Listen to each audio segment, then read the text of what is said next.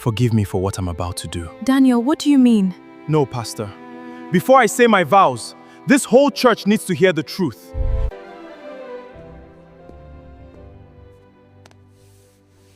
Daniel, please, what are you doing? Daniel, don't do this. Here, this is what you came for. You promised my father you would honor me. Your father should have warned you not to reach above your level.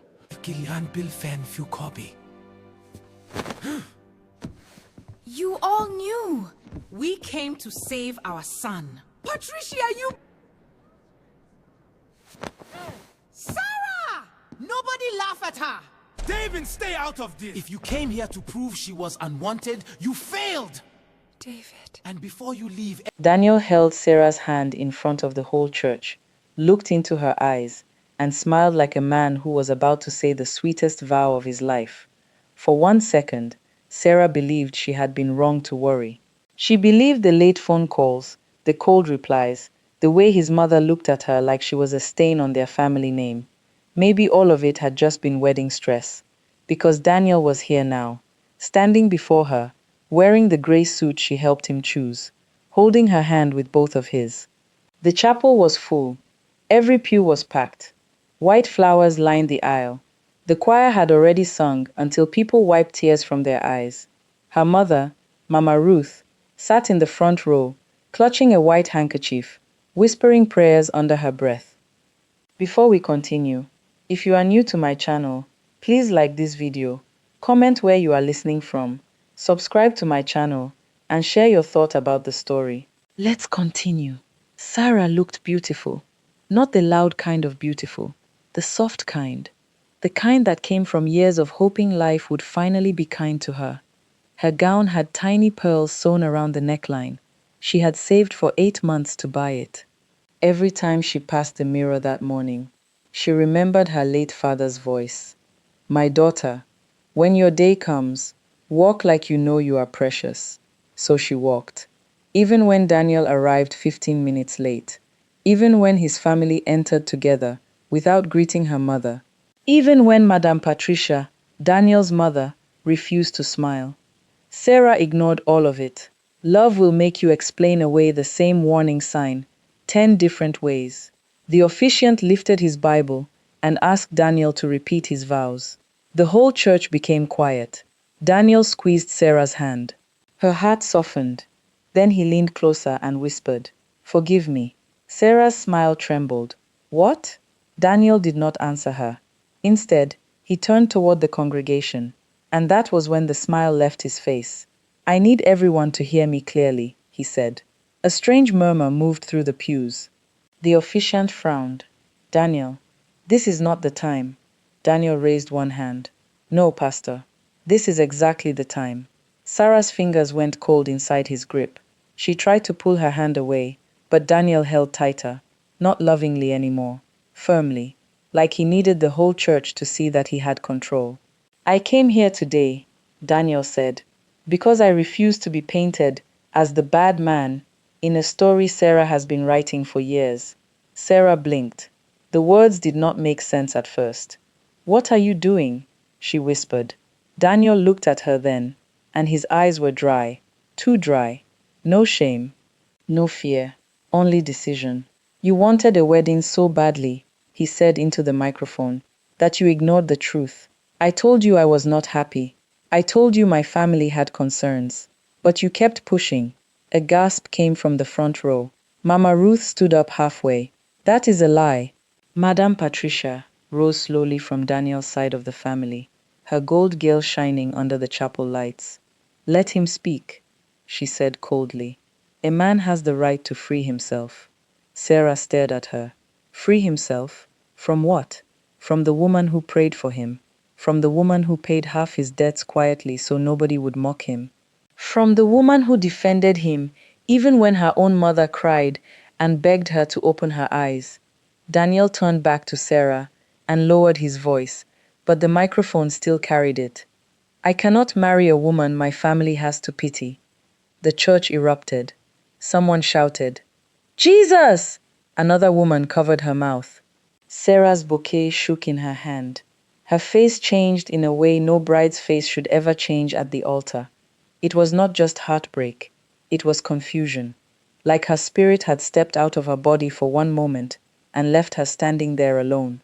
Daniel opened her palm, slowly, cruelly. Then he placed the wedding ring inside it. "This is what you wanted, right?" he said. "A ring, not me."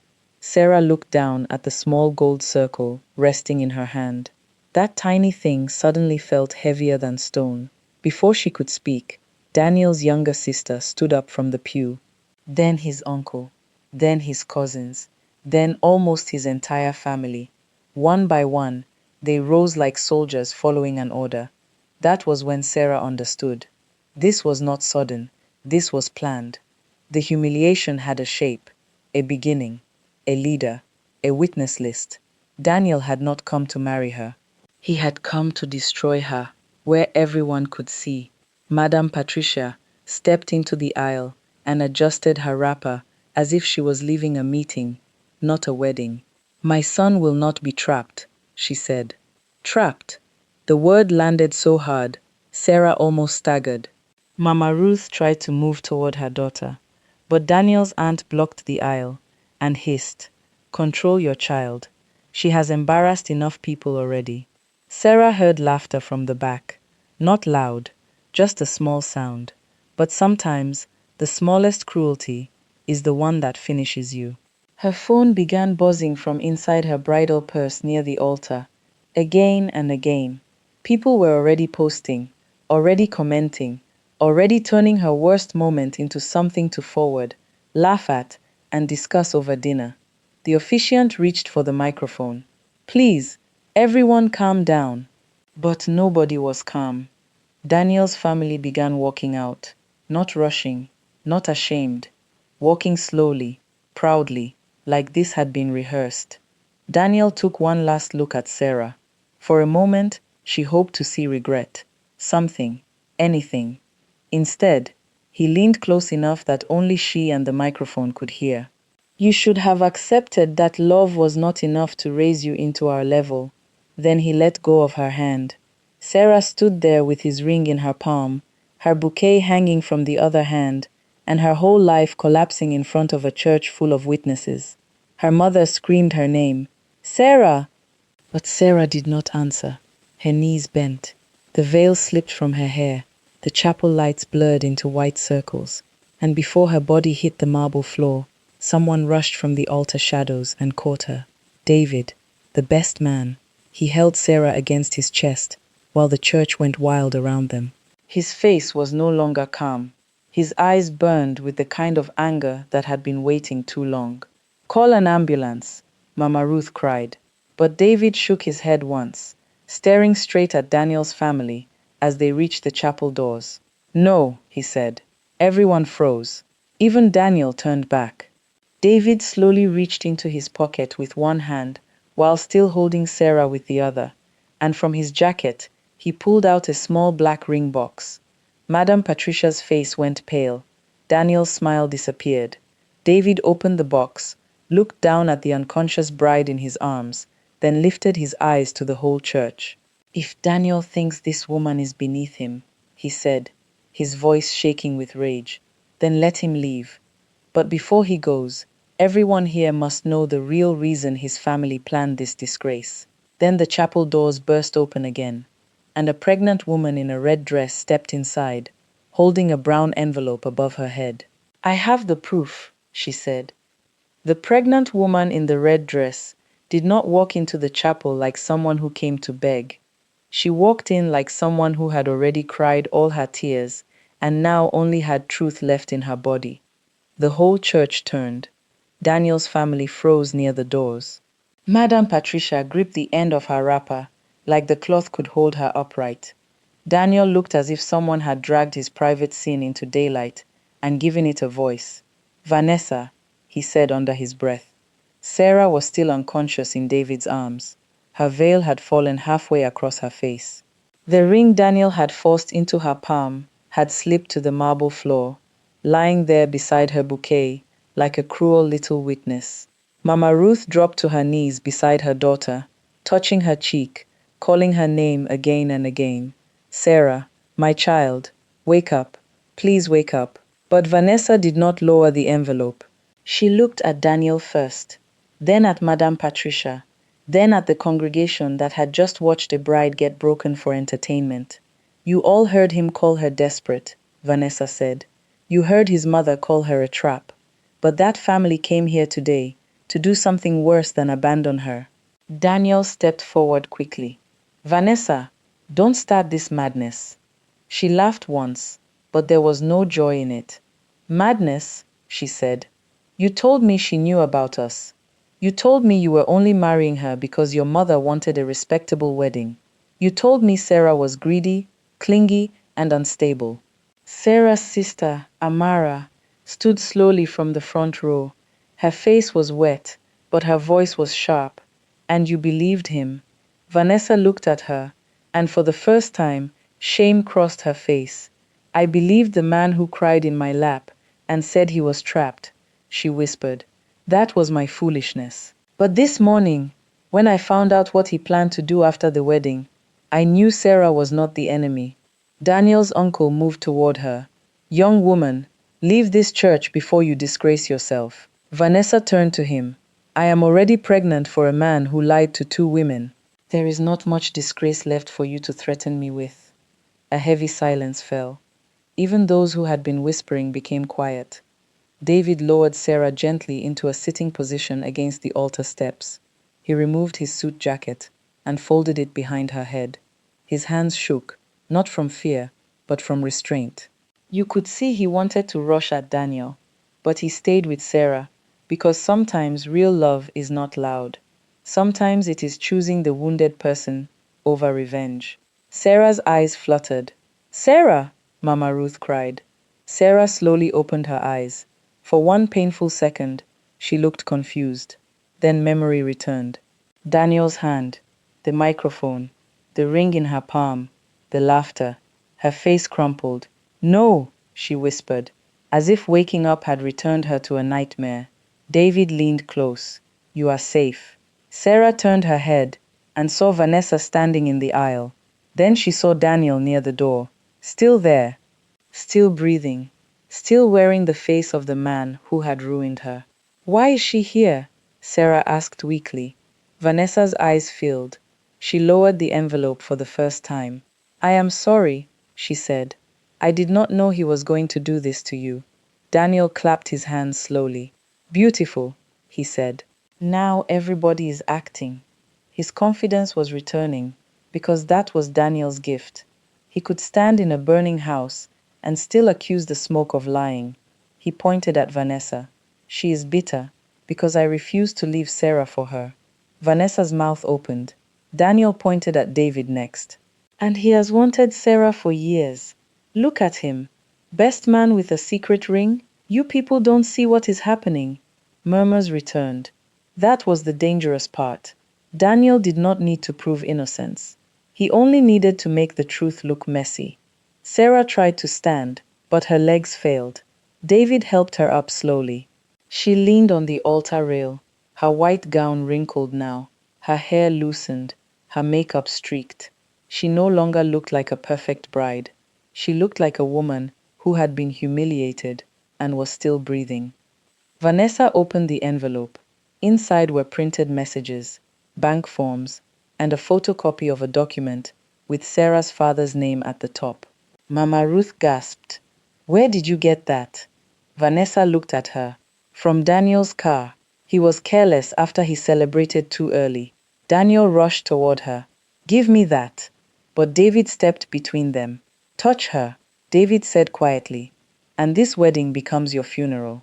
Daniel stopped. For the first time, fear entered his eyes. Vanessa lifted one page. Daniel told his mother that once Sarah signed the joint property papers, after the wedding, they would transfer her father's inheritance into an account controlled by him and his uncle. Madame Patricia shouted, Lies! Vanessa turned another page. He also planned to leave her after 3 months and claimed she was mentally unstable from grief, so people would believe him when he said the marriage failed because of her. The church erupted. Mama Ruth covered her mouth. Sarah stared at Daniel, but there were no tears now, only shock. deep, silent shock. Because betrayal is painful when someone does not love you, but it becomes something else when you realize they studied your weakness and planned how to use it. Daniel looked around and saw the room turning against him, so he did what desperate men do when truth corners them. He attacked the softest place. He looked at Sarah and smiled sadly. "You see," he said, "this is why I could not marry you. You attract drama, even on your wedding day. Look at the chaos around you." Sarah flinched. David clenched his fist. But Daniel stepped closer, lowering his voice into that familiar gentle tone. "Sarah, tell them. Tell them how many times you cried and begged me not to leave. Tell them how you said you would die if I walked away." Mama Ruth whispered, "Daniel, stop." He did not. "Tell them," Daniel continued, "how broken you were before I ever came into your life." Sarah's face drained. The chapel became still again, because Daniel had just opened a private wound in public. Sarah's father's death, her loneliness, her fear of abandonment, all the things she had trusted him with. He had turned them into weapons. For a moment, she looked like she might collapse again. Then David bent down, picked up Daniel's discarded wedding ring from the floor, and placed it on the altar. He looked at Sarah. "You do not have to defend your pain to people who came to watch you bleed." Sarah closed her eyes. Something inside her shifted, not healed, not strong yet, but awake. Vanessa reached into the envelope one last time. "There is one more thing," she said. Daniel's face changed. "Vanessa," he warned. She ignored him and pulled out a small flash drive. "This has the voice recording from last night," she said. Daniel and his mother talking about how today was supposed to happen. Madame Patricia staggered backward. Daniel lunged. David moved to stop him. But before anyone could reach Vanessa, Daniel's uncle snatched the flash drive from her hand and ran toward the church's side exit. And Sarah, still weak in her torn dignity, whispered the words that made everyone turn. "Lock the doors." Sarah's voice was weak, but it carried through the chapel like thunder.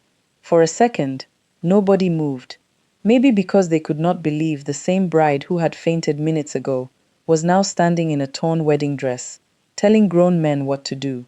Then Amara shouted, "You heard her! Lock them!" Two ushers ran to the front doors. The side door slammed. Daniel's uncle, Chief Bernard, froze with the flash drive clenched in his fist. He was a large man with a proud belly and a walking stick he never needed but always carried, because men like him enjoyed looking important.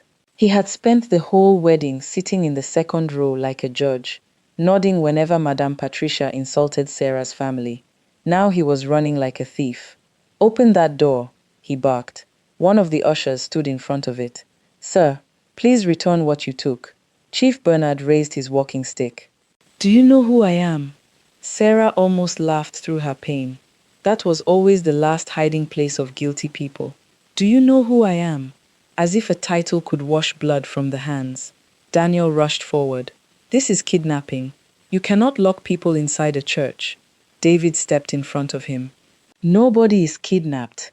We are waiting for the truth you keep running from." Daniel pointed at Sarah. "Look at her. Look at what she is doing. This is exactly why I said she was unstable." The word moved through the church like poison. Unstable. Sarah felt it hit her in the stomach. Not because it was true. Because Daniel knew how to make pain look like madness. He knew she had cried after her father died. He knew she had gone silent for weeks. He knew she had once told him, in the privacy of her room, that some mornings she woke up feeling like the world had forgotten her. And now, he was using her grief to explain away his wickedness. Sarah's fingers curled around the altar rail. Mama Ruth stepped beside her daughter. "My child is not unstable. She is wounded because you wounded her," Madame Patricia scoffed. "A mother will always defend her own disgrace." That was when Mama Ruth turned. Not loudly, not dramatically, just slowly. And the look on her face made even Madame Patricia stop talking. "You plan to ruin my daughter in the house of God," Mama Ruth said. "Do not test what is left of my patience." The chapel went still. Meanwhile, Chief Bernard tried to push past the usher. David moved toward him, but Daniel blocked his path. Always the hero, Daniel spat. You think if you save her today, she will love you tomorrow? David did not answer. That silence made Daniel angrier.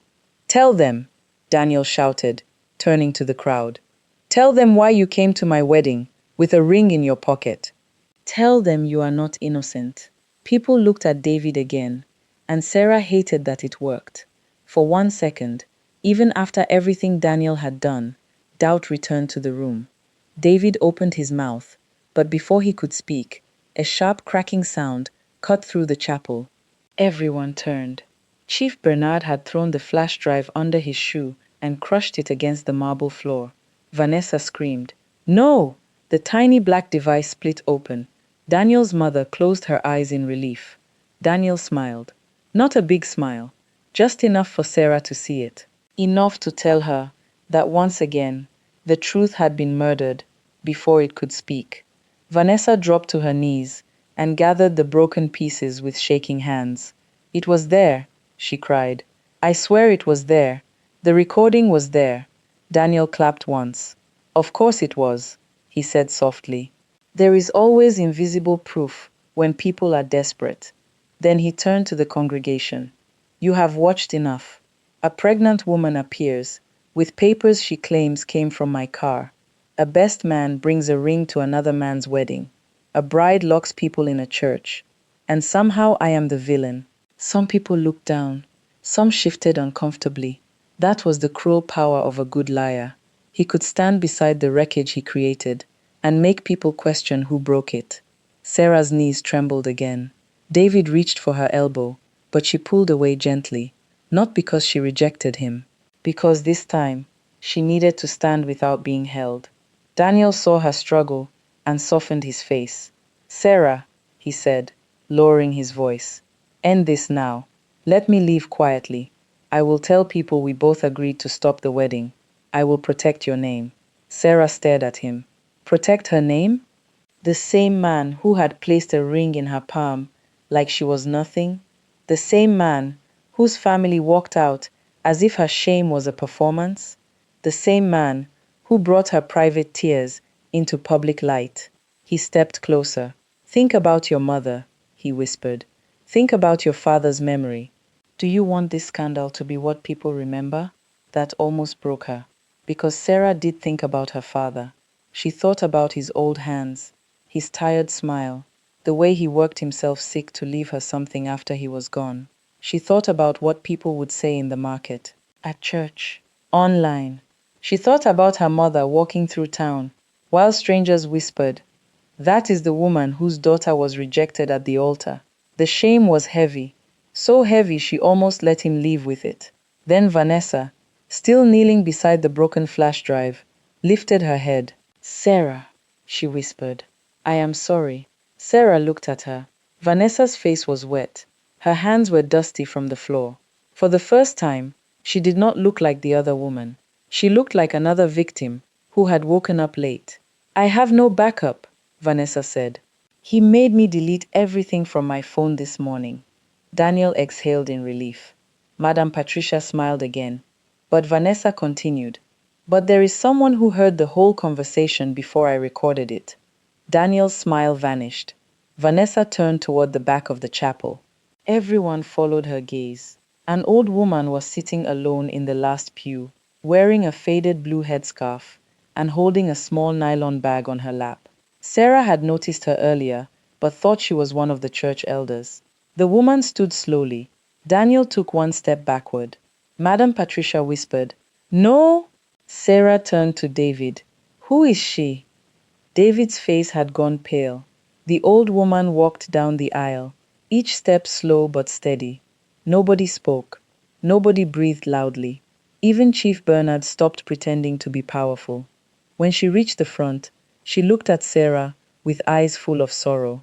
My child, she said, your father did not die owing Daniel's family money. Sarah's chest tightened. Mama Ruth grabbed the pew. What did you say? The old woman opened her nylon bag and pulled out an old photograph. In it, Sarah's father stood beside Daniel's father, both men younger, both men smiling in front of a half-built house. Sarah stared at the photo. She had never seen it before. The old woman placed it in Sarah's hand.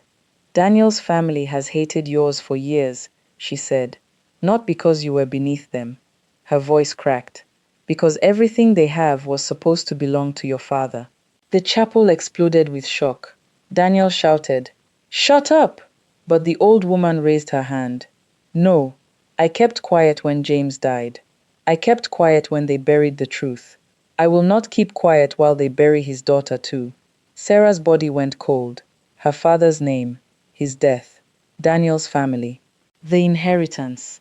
All of it was bigger than a failed wedding, bigger than betrayal, bigger than one cruel groom. Sarah looked at Daniel, and for the first time, she saw fear that had nothing to do with love. The old woman reached into her bag again and pulled out a sealed envelope stained with age. "Before your father died," she said, "he gave me this and told me only to bring it out if Patricia's family ever came for you." Sarah's hand shook as she reached for it. But before the envelope touched her fingers, Madame Patricia screamed, rushed forward, and slapped it out of the old woman's hand. The envelope burst open on the floor. A key fell out. Then, a folded letter.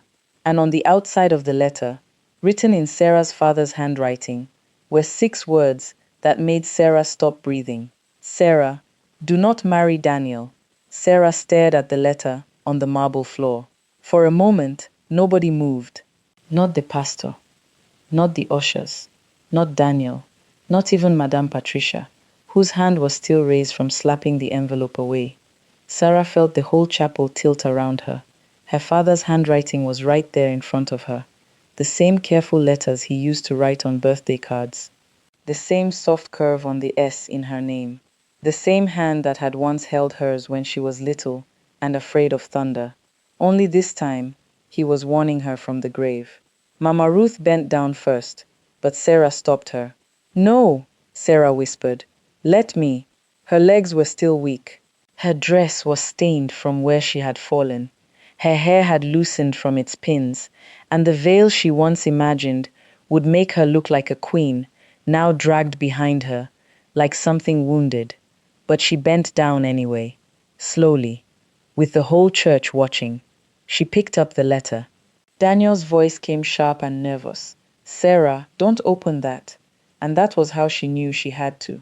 She unfolded it. The paper trembled in her hands. "My precious daughter Sarah, if this letter reaches you, then the people I feared have come close enough to your life to harm you. I know you love with your whole heart.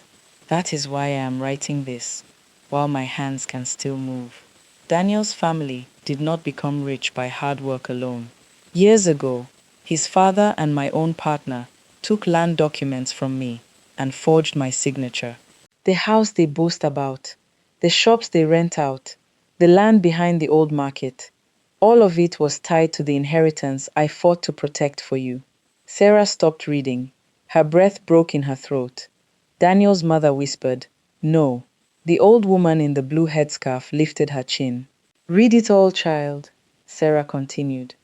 "I made the mistake of trusting people who smiled at my table and counted my money behind my back. When I discovered the truth, they begged me not to expose them. Then threats began. If anything happens to me, do not fight them with anger. Fight them with proof." The key I left opens the old iron box beneath the church office floor. Inside are the original deeds, recordings, and a sworn statement from the lawyer who helped them. I gave the second copy to David because he had the courage to tell me when Daniel first started asking about your inheritance. Do not marry into that family. They do not want your love. They want what they failed to steal completely. Choose dignity, my daughter, even if it costs you the wedding. By the time Sarah finished reading, the church was no longer a wedding chapel. It felt like a courtroom. People who had mocked her minutes ago now sat with their mouths open. Some looked ashamed. Some looked afraid. Some slowly lowered their phones because they realized they had not been recording a foolish bride. They had been recording the fall of a wicked family. Madame Patricia turned toward the congregation, forcing a laugh that sounded broken. Are we now believing letters from dead men? She said. This is nonsense. Anyone can write anything. The old woman pointed at the key on the floor. Then let us open the box. That one sentence destroyed the last color in Madame Patricia's face. Daniel moved fast, too fast. He grabbed the key from the floor and ran toward the side door. The chapel exploded. Stop him! David rushed after him, but Daniel swung at him wildly. The punch caught David on the cheek, and the ring box fell from his pocket, sliding across the floor until it stopped near Sarah's feet. For one strange second, Sarah looked down at it.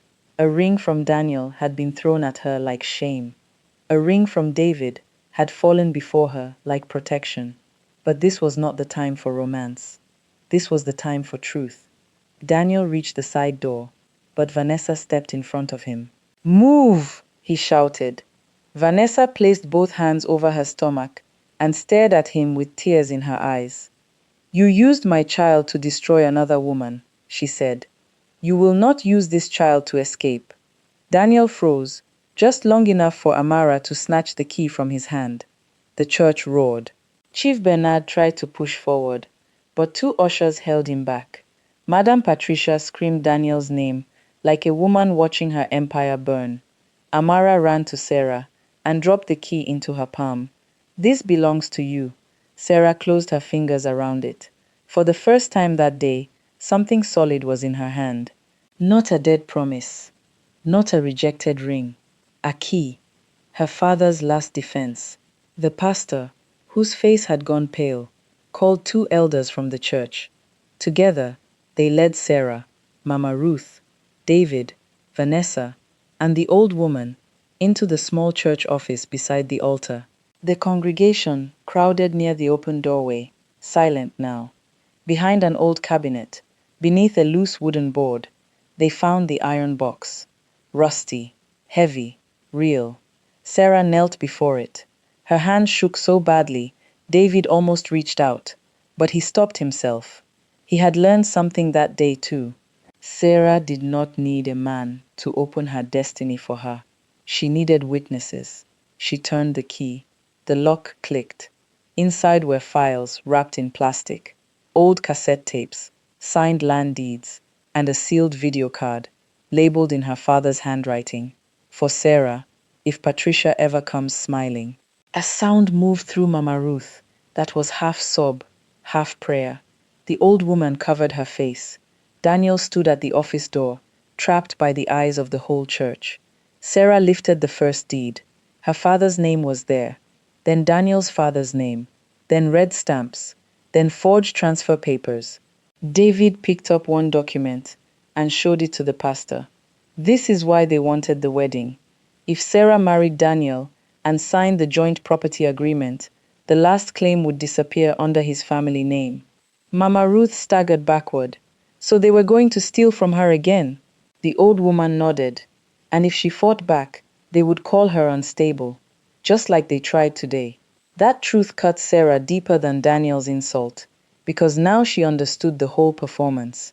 The late arrival, the public rejection, the family walking out together, the words about pity and class.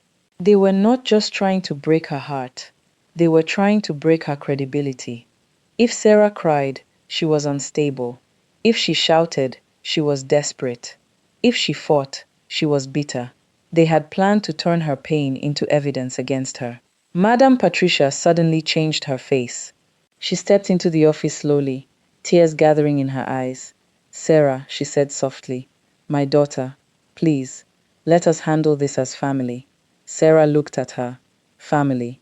The same woman who had watched her faint on the church floor. The same woman who had called her a trap. The same woman who had tried to bury a dead man's warning. Madame Patricia came closer. Your father and my husband had misunderstandings. Business is complicated, but we can settle this quietly. Think of your name. Think of the shame. Sarah's voice was calm. The shame is yours. Madame Patricia's tears vanished. Do not be foolish, she hissed. You think people will respect a woman rejected at the altar? Sarah looked down at her torn dress, then at the documents, then at Daniel, and finally at David's ring box, still lying on the chapel floor outside the office. No, Sarah said. People may remember that I was rejected at the altar. She lifted her father's letter. But they will also remember that the man who rejected me was trying to steal what my dead father left behind. Daniel made his last desperate move then. He dropped to his knees, right there in front of everyone. Sarah, please, he cried. I was pressured. My mother pushed me. My uncle handled the papers. I loved you. I still love you. Vanessa stared at him, like she was seeing him clearly for the first time. Madame Patricia shouted, Daniel, stand up. But Daniel crawled closer to Sarah. I panicked, he said. I made mistakes. But don't destroy me. Don't destroy us. We can still fix this. I can marry you now. I will marry you right here. Let us finish the wedding. The chapel gasped. Sarah's stomach turned. He was not asking because he loved her. He was asking because the key had worked. The proof had breathed. His power had collapsed. Sarah looked at the man who had held her hand and humiliated her in front of everyone. The man who had used her grief, her love, her father's death, and her fear of being unwanted. And for the first time, she did not feel the need to ask why he had done it. Some people hurt you because they are confused.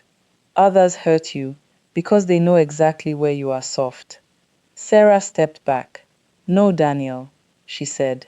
You do not get to abandon me when I am poor in your eyes, then claim me when my father's truth makes me powerful. Daniel began to cry harder, but the tears no longer moved her. She turned to Vanessa. I hope you protect your child from becoming like him. Vanessa nodded, crying quietly.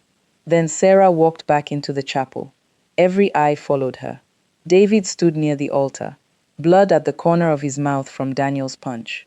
He picked up the black ring box from the floor and held it, but he did not open it again. That was why Sarah finally trusted him.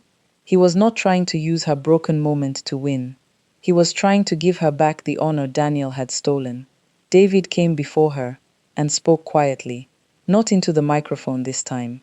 Sarah, I brought this ring because I had planned to tell you the truth after the wedding and then live your life if you wanted me to. I loved you, but I never wanted to own your choice. Sarah's eyes filled again. David opened the box. The ring was simple, beautiful, not loud, not proud. I am not asking you to replace pain with marriage, he said. I am asking you to remember that you were never unwanted. If one day your heart is ready, I would be honored to love you properly. But today, let me walk you out of here with dignity. Sarah covered her mouth. The whole church was silent. Then Mama Ruth began to cry, not from shame this time, from relief. Sarah looked at David for a long moment. Then she placed her hand over the ring box and gently closed it. Not today, she whispered. David nodded, accepting it without bitterness. Sarah took his arm. Then she turned to the congregation. I came here today to become a wife, she said, her voice trembling but strong. Instead, I became a witness to my own rescue. Let everyone who recorded my shame also record this. I was not left because I was worthless. I was spared because I was worth protecting. Nobody laughed. Nobody whispered. Nobody looked away. As Sarah walked down the aisle, people stood, one by one. The same aisle Daniel had used to disgrace her became the road she walked out on, with her head lifted. Behind her, Daniel remained on his knees. Madame Patricia sat frozen, stripped of pride. Chief Bernard lowered his face. Vanessa stood alone, holding her stomach, finally free from the lie she had been living inside. And Sarah stepped out of the chapel into the afternoon sun, still wearing the wedding dress that had witnessed her humiliation. But now, it did not look like a costume of rejection. It looked like evidence of survival. David walked beside her quietly. He did not hold her too tightly. He did not rush her. He simply stayed. And that was the lesson Sarah carried from that day. Sometimes the person who walks out on you thinks they are leaving you in shame, but sometimes they are only walking away with the curse they were meant to bring into your future. Daniel left her at the altar, but God left her with the truth.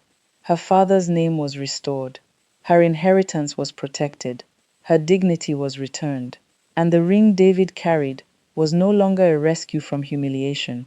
It became a promise, waiting patiently on the other side of healing. Sarah did not sleep that night. How could she? Every time she closed her eyes, she saw Daniel standing before her in that light gray suit, opening her palm and placing the wedding ring inside it, like she was some poor woman begging for his family name. She heard his voice again. Here, this is what you came for. Then she heard the gasps, the whispers, the small laughter from the back of the church, the sound of Madame Patricia's gold bangles as she stood proudly, like her son had done something brave instead of wicked.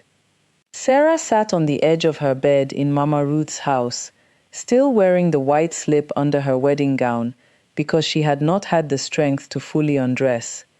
The gown itself was folded across a chair in the corner, heavy with pearls, dust, and memories she wished she could remove from her skin. Mama Ruth had begged her to eat. Amara had begged her to bathe. David had called 3 times, but did not push when she failed to answer. And Vanessa had sent only one message. I am sorry. I will not run. Sarah stared at that message for a long time. She did not know whether to hate Vanessa or pity her. Maybe both. Maybe neither. Pain had a way of making enemies look different when the truth came out.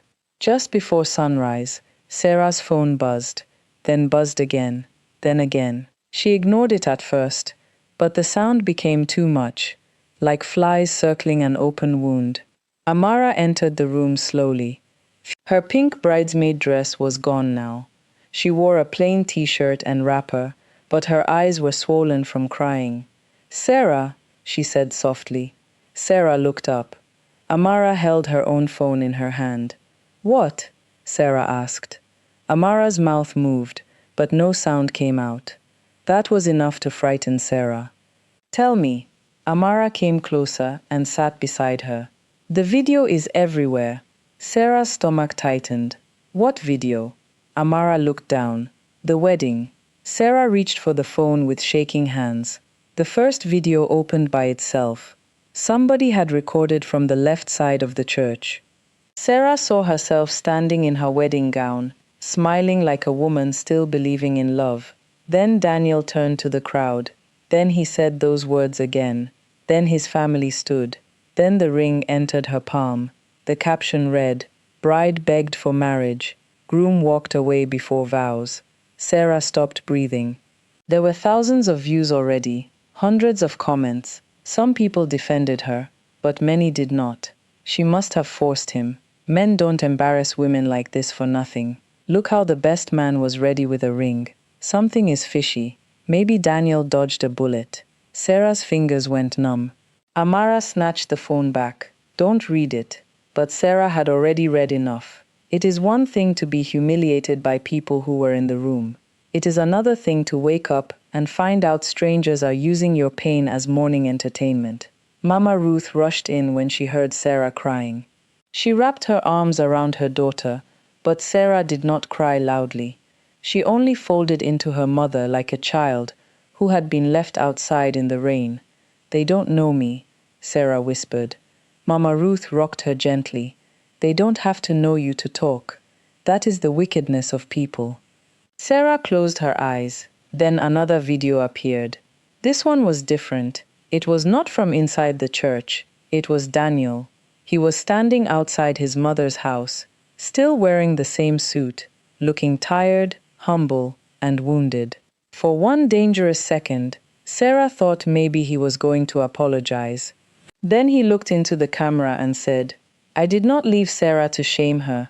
I left because I feared for my life, my peace, and my future. Sarah slowly lifted her head.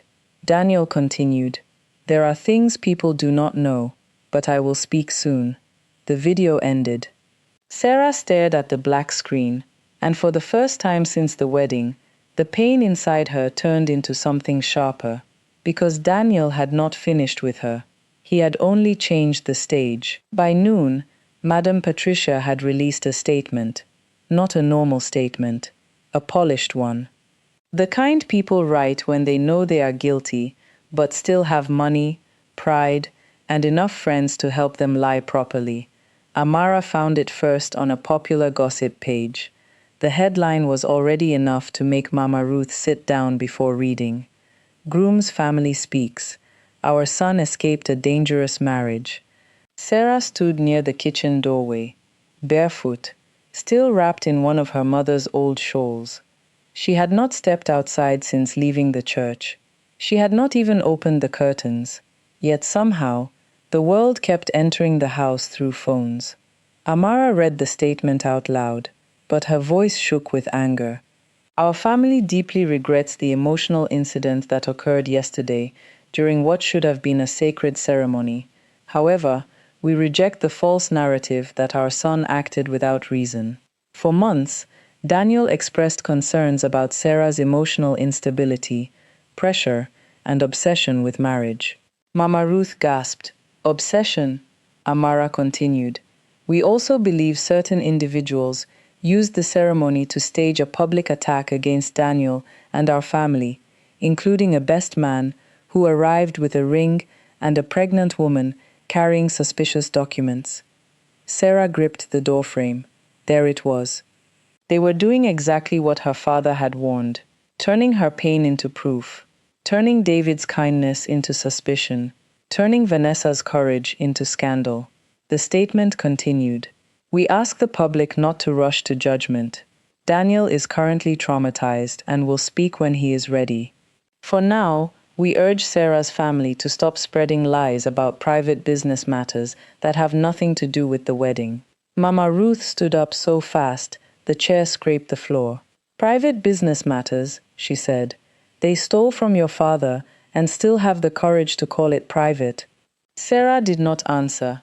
Her eyes were fixed on the phone. Under the statement, the comments were worse than before. I knew the bride was not innocent. Why did the best man have a ring? Explain that first. Pregnant woman at the wedding. This story is messy. Daniel's family looks too classy to do this for no reason. That one made Sarah laugh quietly. Too classy. People always confused polished clothes with clean hands. Madam Patricia had walked out of the church in gold lace, with stolen confidence and borrowed dignity, and still strangers believed wealth made her truthful. Then Sarah saw another post. This one had an edited photo of David holding the ring box near her while she looked weak at the altar. The caption said, "Was the best man waiting for this moment?" Sarah's heart dropped. "No," she whispered. Amara looked at her. "What?" Sarah took the phone and zoomed in on the picture. David looked guilty in that frame, even though Sarah knew the truth. He looked like a man who had planned to steal a bride. The angle was cruel. Whoever posted it knew exactly what they were doing. They are dragging him into it, Sarah said. Mama Ruth pressed her lips together. That young man tried to help you. I know. Then don't let their lies make you doubt him. Sarah turned away, but doubt had already entered.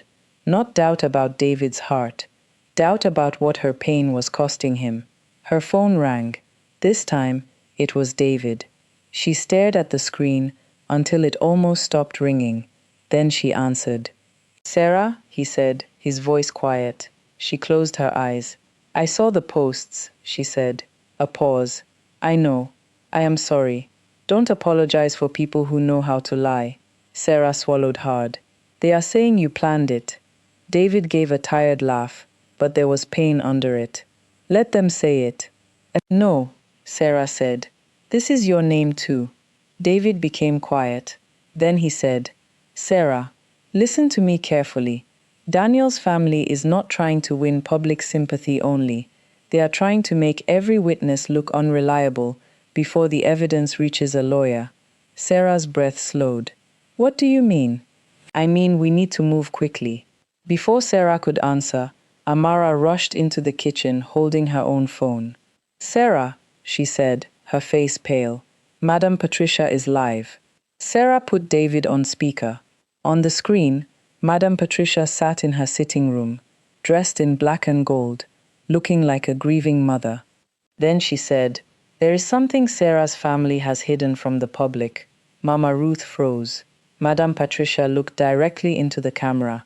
"And it is time everyone knows what happened after Sarah's father died." Mama Ruth tried to take the phone from Sarah, but Sarah held it tightly. "Give it to me," Mama Ruth said. Sarah shook her head. "No, my child, you don't need to hear this. I need to hear everything." On the screen, Madame Patricia leaned closer to the camera with that same proud face she had worn in the church. But now, her voice was soft, almost sorrowful, a performance for strangers who loved tears more than truth. "People are attacking my son," she said. "People are insulting my family. But nobody is asking why Daniel felt unsafe enough to stop a wedding in front of everyone." Amara muttered, "Liar." Madame Patricia continued, "When Sarah's father died, she changed. Everyone close to the family knows this. She became attached to Daniel in a way that frightened him." Sarah's hand tightened around the phone. "She is lying," Mama Ruth said. "Your father's death broke your heart, yes, but it did not make you mad." Sarah did not speak, because the lie hurt more when it touched truth. She had changed after her father died. She had cried for weeks. She had held Daniel's shirt one night and told him she was afraid everyone she loved would leave. But grief was not madness. Loneliness was not danger. A broken heart was not a crime. Madame Patricia's voice continued. "We tried to welcome Sarah. We tried to help her. But some women mistake pity for love. My son wanted peace. Yesterday he finally chose it." Sarah ended the live video. The room fell silent. Outside, a motorcycle passed. Somewhere in the compound, a neighbor's radio played softly. Life was moving, like nothing had happened, and that made the pain even stranger. Mama Ruth came close.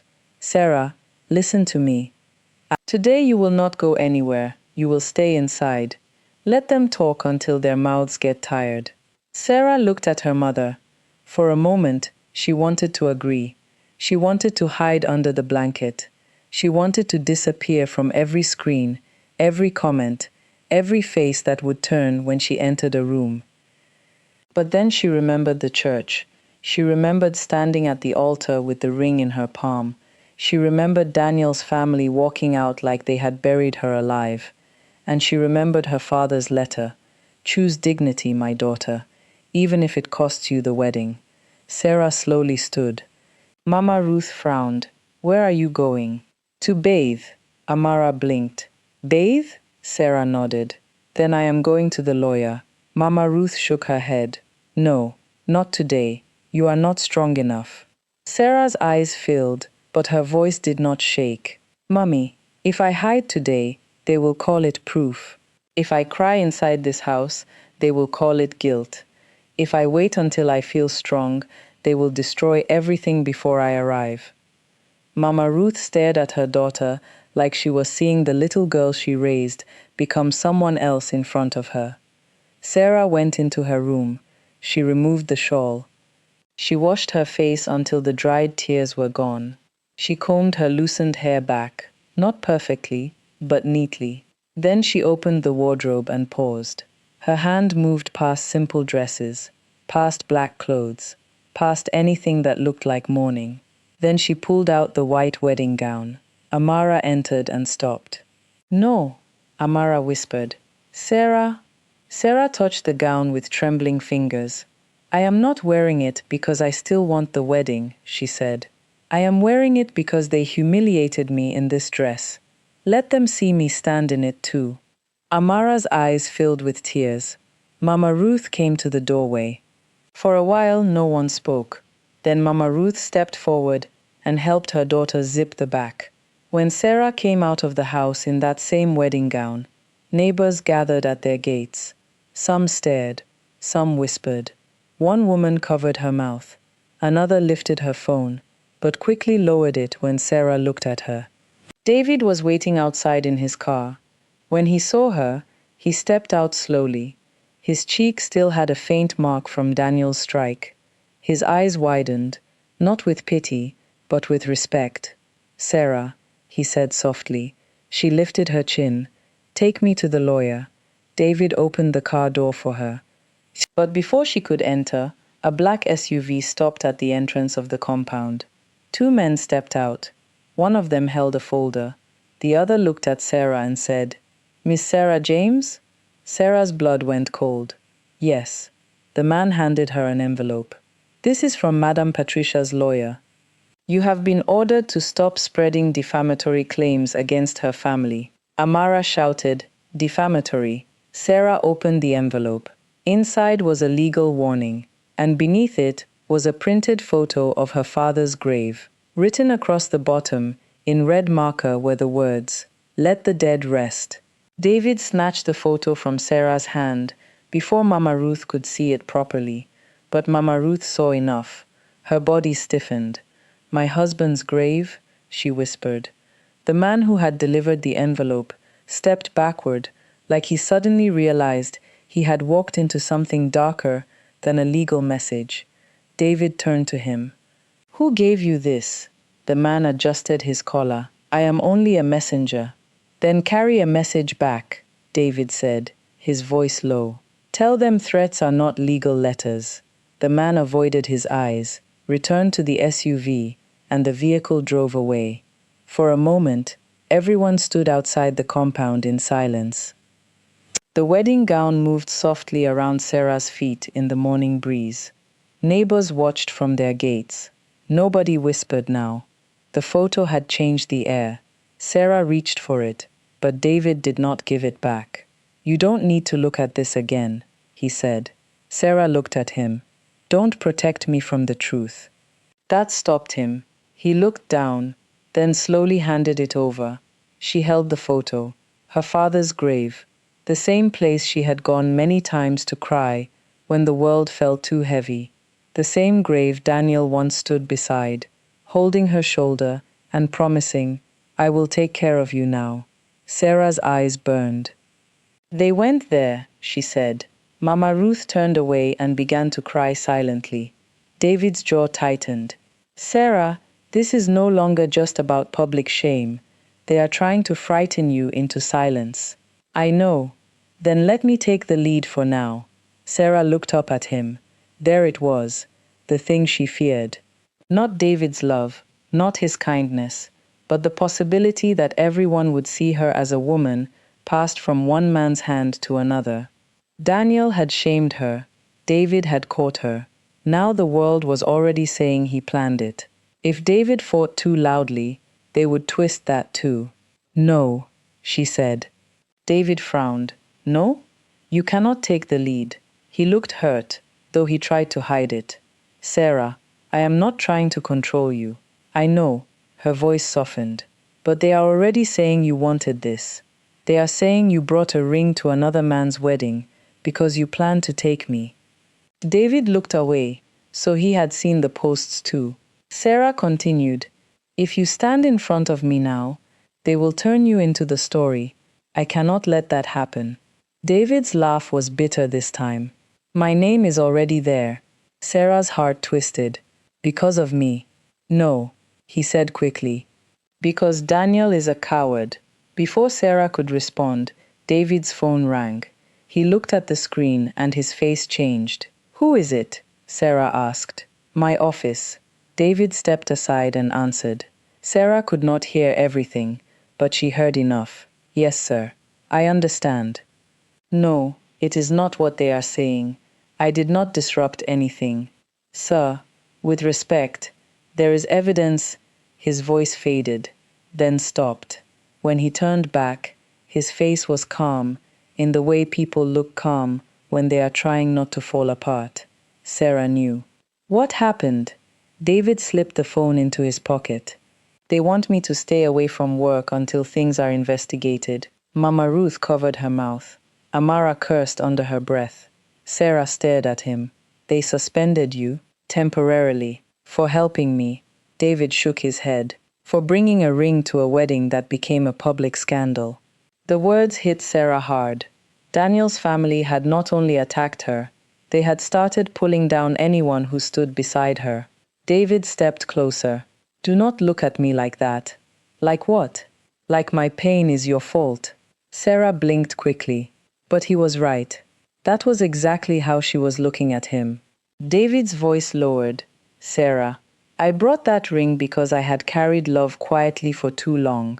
Maybe it was foolish. Maybe it gave them a weapon. But I will not pretend I regret standing up when you were falling. Sarah's lips trembled. Then his phone buzzed again. This time, it was a message. He opened it. His face hardened. Sarah moved closer. What? David hesitated, then showed her. It was a picture of his car, parked outside Mama Ruth's compound. The message read, Leave the bride alone, or you will lose more than your job. Sarah looked around the street. For the first time, she realized someone was watching them.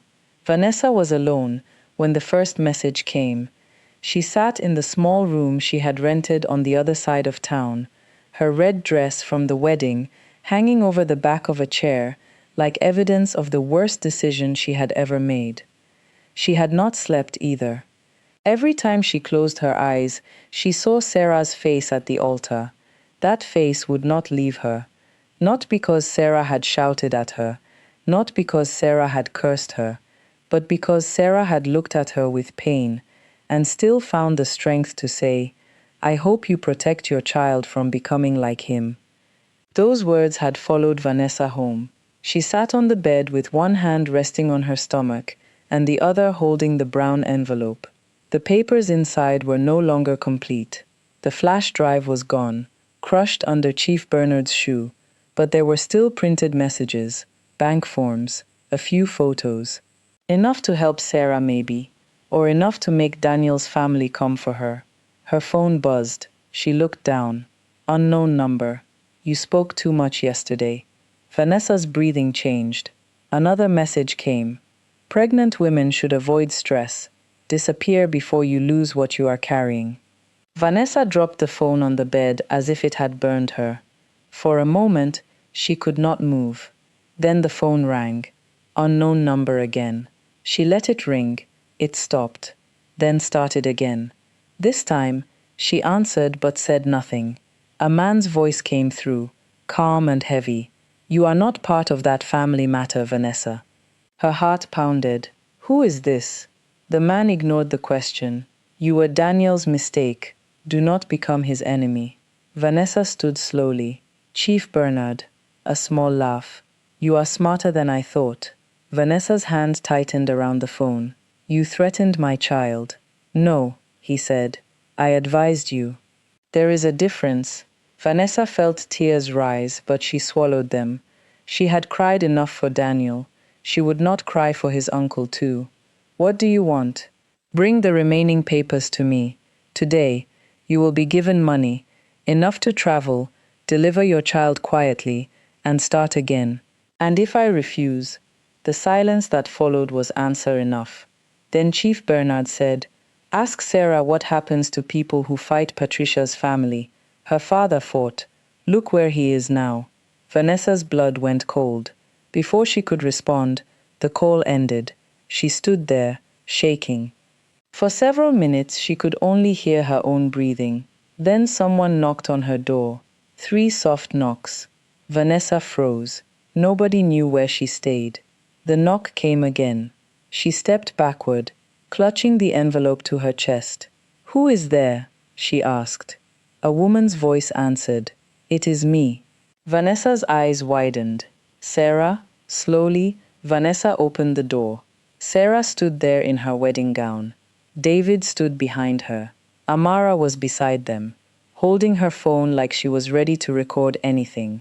Vanessa stared at the gown, then at Sarah's face. You came here dressed like that? Sarah's eyes were tired, but steady. They tried to bury me in it, she said. Now I will fight in it. Vanessa's lips parted. Then she stepped aside and let them in. Inside the small room, she handed Sarah the phone and showed her the messages. Sarah read them quietly. David looked at the brown envelope on the bed. Vanessa, he said, is there anything else you did not tell us? Vanessa looked down. That one movement told them the answer before she said it. Sarah's voice became gentle. What is it? Vanessa touched her stomach. Daniel is not the only one who knows where the missing recording went. David frowned. I thought the flash drive was destroyed. Vanessa nodded slowly. It was. But before the wedding, I sent a copy to someone for safekeeping. Sarah stepped closer. Who? Vanessa's eyes filled with fear. My mother. A heavy silence entered the room. Then Vanessa's phone buzzed again. This time, it was a video message. She opened it with shaking hands. Her mother appeared on the screen, tied to a chair in a dark room, crying. A man's voice spoke from behind the camera. Bring the papers, or the old woman pays for your courage. I'll continue with sections 6 to 10 when you approve. For a few seconds, nobody spoke. The video ended, but Vanessa's mother's crying still seemed to hang in the room like smoke. Vanessa stood frozen with the phone in her hand. Her red dress from the wedding still hung over the chair behind her, and somehow it made the whole room feel smaller. Yesterday, that red dress had made her look like the woman who ruined Sarah's wedding. Now it looked like the dress of a woman who had walked into fire and did not know the flames would follow her home. Sarah looked at the screen, then at Vanessa, then at Vanessa's stomach. Something in her face changed, not anger, not pity, a decision. Send the video to me, Sarah said. Vanessa shook her head quickly. No. They said if I show anyone. They already showed us, Sarah said softly. That means they wanted fear to do the rest. David stepped closer. Sarah, we need to involve the police. Amara nodded. Now, immediately. Vanessa's voice broke. If we go to the police and they move her, what then? That is my mother. She has blood pressure. She cannot handle fear like this. Sarah understood that kind of fear too well. The fear of losing a parent and knowing there was nothing your hands could do. She had already buried a father. She could not stand there and watch another woman prepare to lose her mother because of Daniel's family. David looked at Sarah carefully. What are you thinking? Sarah lifted her father's old key, the same key Amara had placed in her palm after the church exposed the truth. The iron box, she said. David frowned. What about it? My father said he left recordings, documents, and proof. We opened the box yesterday, but we didn't check everything. We were too shaken. What if there is something in there that tells us who helped them? Amara folded her arms. Or what if they are trying to pull us away from the box so someone can steal it? That sentence made the whole room go still. David looked toward the door. Sarah's heart began to beat faster. The iron box was not with them. After the wedding, Pastor Emmanuel and 2 church elders had helped carry it to Mama Ruth's house. It was locked in the small storeroom beside the kitchen, hidden under old wrappers and rice sacks. Only a few people knew. Sarah, Mama Ruth, Amara, David, Pastor Emmanuel, and the old woman in blue. Vanessa wiped her tears. I still have the papers Daniel gave me, but the recording copy is with my mother. Sarah turned to her. Did anyone else know you sent it to her? Vanessa hesitated. That hesitation was answer enough. Vanessa, David said gently, tell us the truth. She swallowed. Daniel knew I used to send important things to my mother, not this one exactly, but he knew she was the only person I trusted. Sarah closed her eyes. So Daniel had not guessed. He had studied her, just like he had studied Sarah, just like his family had studied her father. Sarah opened her eyes and said, We go to my mother's house. We check the iron box now. Then we call the lawyer from there. Vanessa clutched the envelope. And my mother. Sarah stepped closer and took her hand. I will not leave your mother in their hands, she said. But if we give them the papers blindly, they will take your mother and still destroy the proof. We have to move with sense, not fear. Vanessa stared at Sarah like she could not understand how this bride, whom she had helped wound, was now standing in her room, offering strength. You should hate me, Vanessa whispered. Sarah's voice softened. I did, for a few hours. Then I realized Daniel used both of us differently. Vanessa broke then, not loudly, just one hand over her mouth, tears falling through her fingers. Sarah did not hug her. Not yet. Some wounds needed time before kindness could touch them. But she stood close enough that Vanessa knew she was not alone. By the time they reached Mama Ruth's house, the street had changed. People were no longer pretending not to watch. Neighbors stood near gates. A few held phones. Some faces carried pity. Others carried hunger for gossip. Sarah stepped out of David's car, still wearing her wedding gown. This time, she did not lower her face. Mama Ruth opened the door before they knocked. "My child," she said, "where did you go?" Sarah walked in and said, "Mummy, bring the iron box." Mama Ruth's face changed. "Why?" David locked the door behind them. "Because Daniel's family has Vanessa's mother," he said. Mama Ruth's hand flew to her chest. Amara quickly explained everything. When the iron box was brought into the sitting room, it looked even heavier than it had in the church office. Rusted edges, old lock. Scratches across the metal like it had survived a war. Sarah knelt before it. The same wedding gown that had touched the marble floor of her humiliation now spread across her mother's sitting room like white fire. She opened the box. One by one, they removed files, land deeds, old tapes, photos, sworn statements. Then David found a small sealed envelope tucked under the lining of the box. It had Sarah's name on it, but beneath her name was another line in her father's handwriting. "If they touch a witness, open this first." Sarah stopped breathing. Mama Ruth whispered, "James." Sarah opened the envelope with trembling fingers. Inside was a small memory card and a folded note. The note said, "My daughter, if this has reached you, then Patricia's family has become desperate. Do not negotiate with fear. There is one person they cannot afford for you to find. His name is inside the red file." Sarah looked into the iron box. There was a red file at the bottom. She reached for it, but before her fingers touched it, Mama Ruth grabbed her wrist. Hard, too hard. Sarah looked up slowly. "Mummy?" Mama Ruth's face had gone pale, and in that moment, Sarah knew her mother recognized what was inside that file. "Mummy," Sarah said again, softer this time. Mama Ruth did not release her wrist. The room changed around that single touch. David noticed it. Amara noticed it. Even Vanessa, who had been trembling by the wall, with her envelope pressed to her chest, noticed it. Mama Ruth had been strong since the wedding. She had defended Sarah. She had faced Madame Patricia. She had stood like a wounded lioness in front of her child. But now she looked afraid. Not afraid of Daniel, not afraid of Patricia, afraid of a file. Sarah slowly pulled her hand free. "What is in the red file?" Mama Ruth swallowed. "Let David call the lawyer first." "No," Sarah said. "My father left this for me." Mama Ruth's eyes filled with tears. "Your father left many things for you because he thought pain would make you strong. But sometimes too much truth can finish a person." Amara stepped forward. "Mummy, what are you saying?" Mama Ruth turned away. That frightened Sarah more than anything. She took the red file from the box.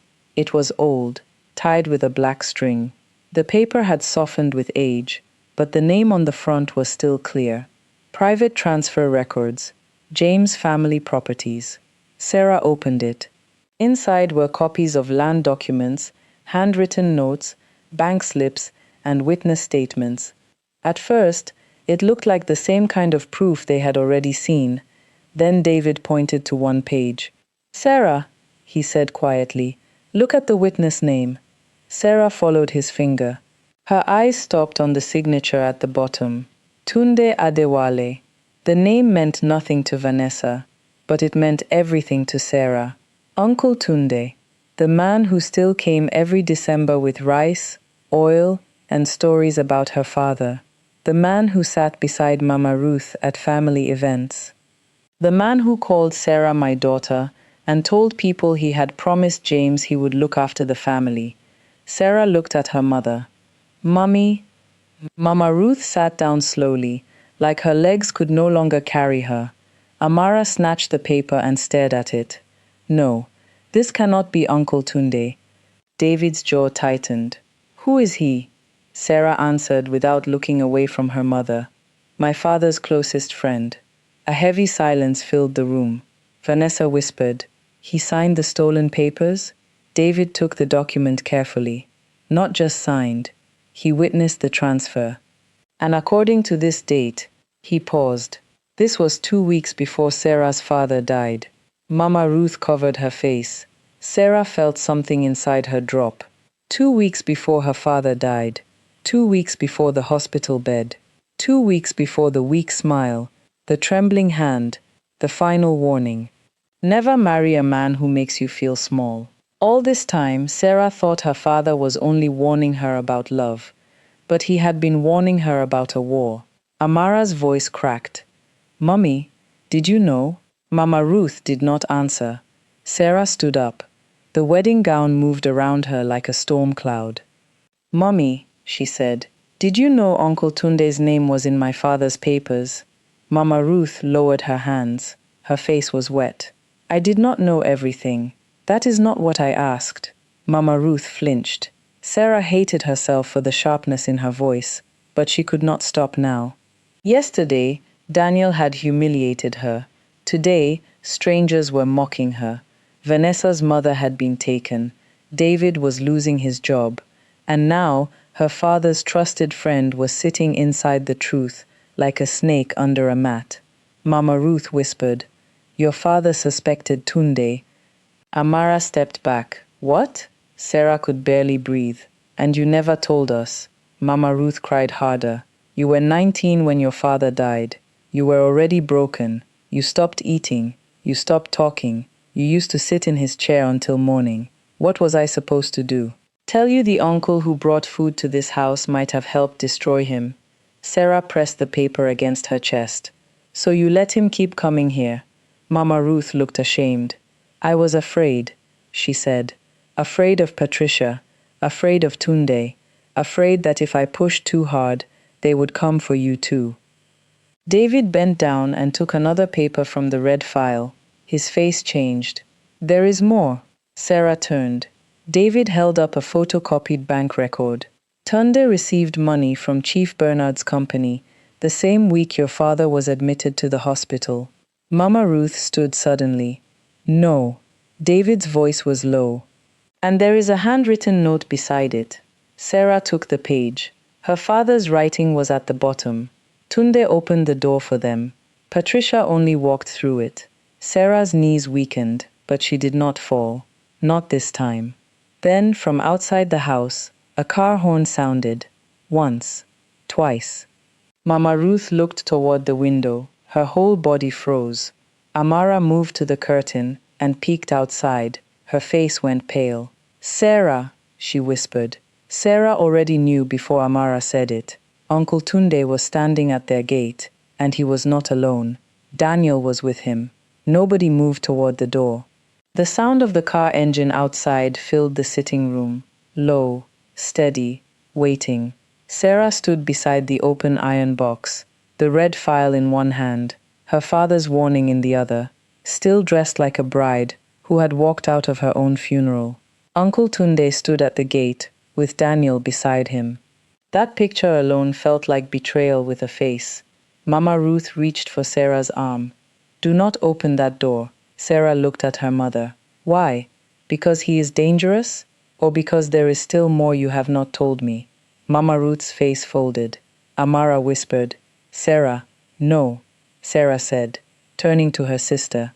I am tired of being protected with silence. That one sentence landed hard. Because everyone in the room knew it was true. Silence had protected Daniel until the altar. Silence had protected Madame Patricia until the box. Silence had protected Uncle Tunde until his name appeared in red. And silence had left Sarah standing in a wedding gown while the whole world laughed at a story she did not even understand. Mama Ruth sank into the chair. Her hands shook on her lap. When your father first discovered the forged documents, she began, he did not tell me immediately. He became quiet. He would sit outside at night, holding papers, looking at the gate like he expected someone to come. Sarah slowly sat across from her. David stayed near the door. Amara stood beside the iron box. Vanessa remained close to the wall, one hand on her stomach, her own terror temporarily swallowed by Sarah's family storm. Mama Ruth continued. One night, I woke up and found him burning copies of letters in the backyard. Sarah frowned. Burning them. He said if anything happened to him, too much evidence in one place would put us in danger. He said he had kept enough proof hidden, but he needed to scatter the rest. David listened carefully. That explains the iron box. Mama Ruth nodded. And the old woman in blue, Mama Agnes, she was the one who warned him that Patricia's husband and Chief Bernard had started asking questions around town. Sarah's eyes filled. Why didn't Daddy go to the police? Mama Ruth's face hardened with old pain. He tried. The room went quiet. Mama Ruth looked at the floor. 2 days later, the complaint disappeared. The officer he spoke to was transferred. Your father came home and said, Ruth, this fight has entered places I cannot see. Sarah held her breath. He wanted to send you away, Mama Ruth said, to my cousin in Ibadan. But you were in school. You had exams. You begged him not to move you. You don't remember? Sarah's lips parted. She did remember. Not clearly, but enough. Her father had once told her, maybe you should leave town for some months. She had cried and accused him of wanting to send her away after she lost some friends. He had hugged her and said, no, my child, I am trying to keep you close to life. She thought he was being overprotective. She never knew he was afraid. Mama Ruth wiped her tears. The week before he died, Tunde came here. Your father refused to let him inside. They argued at the gate. I heard your father say, you ate at my table and sold my child's future. Sarah closed her eyes. The words struck deeper than Daniel's public cruelty, because this was older pain, quieter pain, the kind that had been sleeping under her childhood. Amara's voice was small. Then why did we still call him uncle? Mama Ruth looked at her daughters. Because after your father died, Tunde came crying. He brought money for burial. He swore your father had misunderstood him. And her voice broke.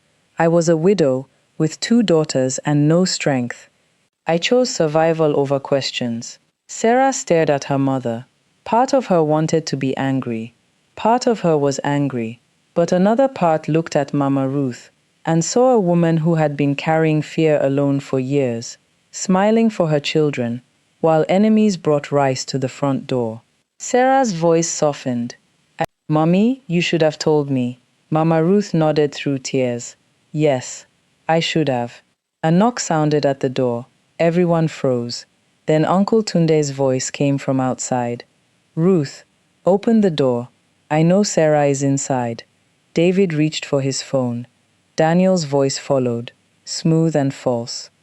Sarah, I came to help. You are being misled. Vanessa whispered. Don't open. But Sarah stood. Mama Ruth grabbed her hand. Please. Sarah looked down at her mother.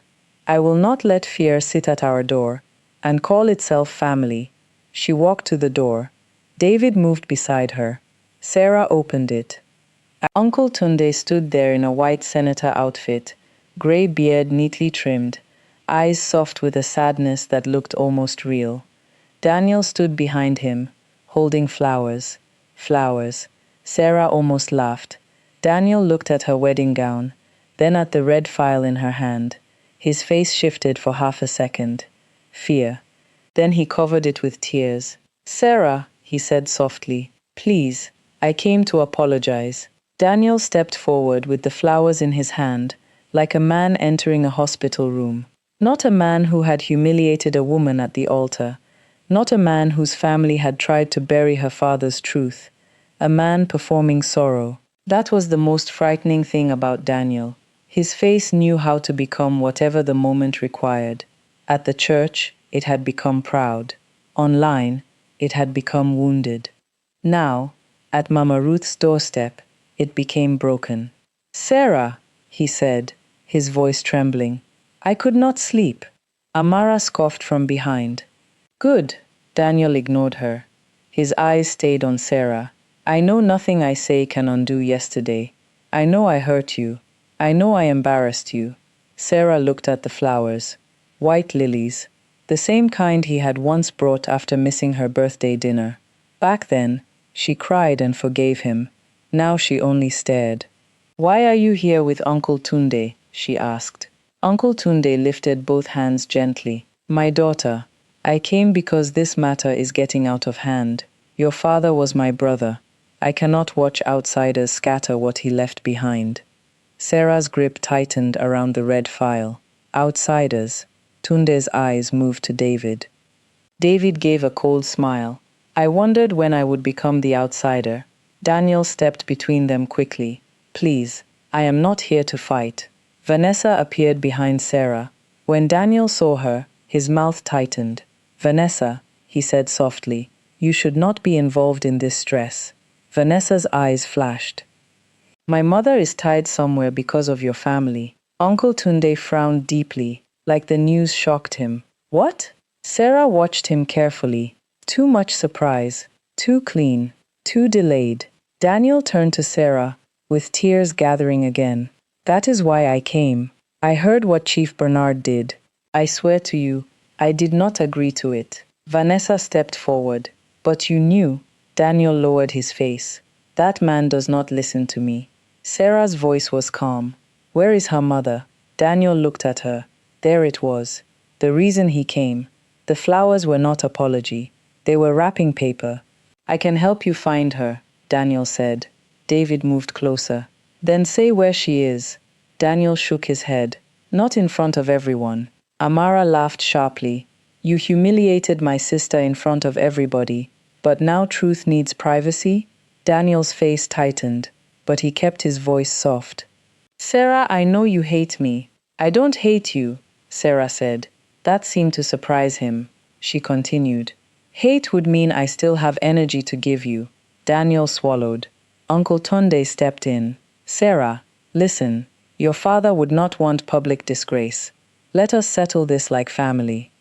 Sarah turned to him. My father wrote that you opened the door for them. For the first time, Uncle Tunde's gentle mask cracked. Just a little. Then it returned. Grief made James suspicious, he said. He was my friend, but he was not perfect. Mama Ruth gasped from inside the room. Daniel quickly seized the moment. Sarah, this is what I mean. Old misunderstandings are becoming weapons. I can still protect you from this. Sarah smiled sadly. Protect me? Yes. Daniel stepped closer. Drop the accusations. Give the documents to a neutral lawyer. Take down any statements. I will publicly admit I handled the wedding badly. I will even say I panicked. David's voice went cold. How generous. Daniel ignored him. And Vanessa's mother? Sarah asked. Daniel lowered his voice.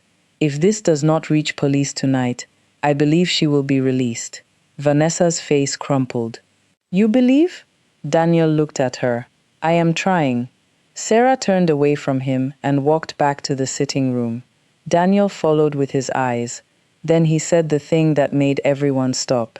Sarah, if you push my mother too far, the truth about your father's hospital records will come out too. Mama Ruth dropped the glass in her hand.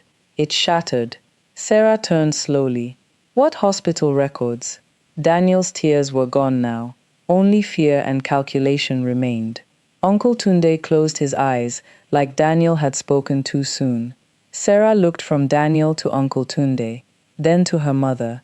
Mama Ruth was trembling. Daniel whispered, Ask your mother why your father's last doctor disappeared after the burial. Before anyone could answer, Vanessa's phone rang. Unknown number. She answered with shaking hands. A man's voice said, You have 1 hour. Then the call ended. 1 hour. That was what they had. 1 hour before Vanessa's mother either vanished deeper into Daniel's family's darkness or became the price of Sarah's courage. The sitting room turned into a storm. Amara wanted to call the police immediately. David wanted to call the lawyer and trace the number. Vanessa wanted to carry every document to Chief Bernard and beg. Mama Ruth sat in the corner, silent, staring at the broken glass on the floor, like the pieces were memories she did not know how to gather. Sarah stood in the middle of it all, still holding the red file. Daniel and Uncle Tunde had not been allowed inside the house. David had shut the door on them after Daniel's final threat, but they had not left the compound. Through the curtain, Sarah could see them standing near the gate, speaking quietly. Two men who had no business standing together, yet there they were. "Sarah," David said, pulling her attention back. "We need the hospital records Daniel mentioned. If there is anything in the box, we take it now." Mama Ruth looked up quickly. "No." Everyone turned to her. David's face softened. "Mama Ruth, I know this is painful, but—" "No," she repeated. Sarah stared at her mother. "Mummy." Mama Ruth shook her head. "Some doors do not open without swallowing the person who opens them." Sarah walked toward her and knelt in front of her. "Mummy, Vanessa's mother is somewhere crying. David has been threatened. My father's name is being dragged out of the grave. Daniel's family has already opened every door. We are only the last people pretending the house is still locked." Mama Ruth covered her mouth. Tears slipped down her face. Then she whispered, "There was a blue folder." David turned toward the iron box. "What blue folder?" Mama Ruth's voice barely rose above a whisper. "Your father's hospital papers. His test results, names of visitors, a note from the doctor. James kept it in a blue folder." Sarah stood. "Where is it?" "In the iron box," Mama Ruth said. Amara moved quickly, kneeling beside the box. She removed files one after another. Brown folder, red file, land documents, cassette tapes, old photos. Plastic envelope, no blue folder. She searched again, then again. Her hands became frantic. "It's not here," Amara said. David joined her. They emptied the whole box onto the sitting room rug. Nothing. No blue folder. Mama Ruth rose slowly, her face draining of color. "It was there," she whispered. "I saw it yesterday night when Pastor Emmanuel brought the box. I saw it. I remember because I almost took it out." Sarah's body went cold. "Who touched the box after that?" Nobody spoke. Mama Ruth looked toward the kitchen. "I locked the storeroom," Amara said. "I slept in the sitting room." Nobody entered. David looked at the window. The back window was closed, but the latch was not properly hooked. He walked over and touched it. It was opened. Amara's face changed. "No, I checked that window last night." David bent down and saw a faint smear of red dust on the sill, not ordinary dust. The reddish clay from the road outside the compound. Someone had entered. Sarah felt the room pull away from her. Vanessa sank onto the chair, one hand over her stomach. "If the hospital records are gone," she whispered, "then what do we have left to trade for my mother?" Sarah turned toward the gate outside. Daniel was still there. Uncle Tunde too. Then Daniel looked up at the house. Slowly he smiled. Not widely. Just enough. Enough for Sarah to know he already knew the blue folder was missing. David saw it too. His voice lowered. "He has it." Sarah shook her head. "No." Amara looked at her. "What?" Sarah turned from the window and stared at the open iron box. "If Daniel had it, he would already be using it against us." Mama Ruth whispered. "Then who?" Before Sarah could answer, someone knocked at the back door. 3 gentle knocks. Everyone froze. The same way Vanessa had frozen when Sarah knocked earlier. David moved first, slowly approaching the kitchen. "Who is there?" he asked. A tired male voice answered. "Tell Sarah I came because James saved my life once." Mama Ruth's hand flew to her chest. She whispered a name Sarah had not heard in years. "Dr. Caleb." Sarah looked at her mother. Mama Ruth's lips trembled. "He was your father's last doctor." David opened the back door. An older man stood there, soaked in sweat, breathing hard, holding a blue folder against his chest. His shirt was torn at the shoulder. His eyes searched the room until they found Sarah. Then he said, "Your father did not die the way they told you." And before anyone could move, a loud crash came from the front of the house. Daniel was forcing his way in. The crash at the front door tore through the house like a warning from God. Mama Ruth screamed. Amara grabbed the nearest thing she could find, a wooden pestle leaning beside the kitchen wall. Vanessa backed away from the sitting room, one hand pressed against her stomach, the other clutching the brown envelope like it was the only shield she had left. David moved first. He pushed Dr. Caleb inside, shut the back door, and turned towards Sarah. "Take the folder," he said. Sarah did not even think. She reached for the blue folder in Dr. Caleb's arms. The old doctor's fingers tightened around it for one desperate second. "Do not let them take it," he whispered. "Your father died begging me to protect this." Sarah's throat closed. Another bang came from the front door. Daniel's voice followed. "Sarah, open this door now." Uncle Tunde's voice came after, calm but firm. "Ruth, don't make this worse. We came to settle things peacefully." Amara laughed bitterly. "Peacefully? By breaking our door?" David looked at Sarah. "Where can we hide him?" Mama Ruth pointed toward the hallway. "My room." "There is a wardrobe space behind the old trunk." Dr. Caleb looked weak, like he had run a long distance. Sweat soaked through his shirt, and there was a cut near his eyebrow.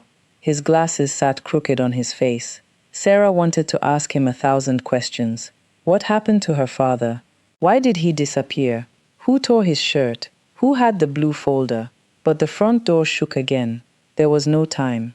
David helped Dr. Caleb down the hallway while Sarah held the blue folder against her chest.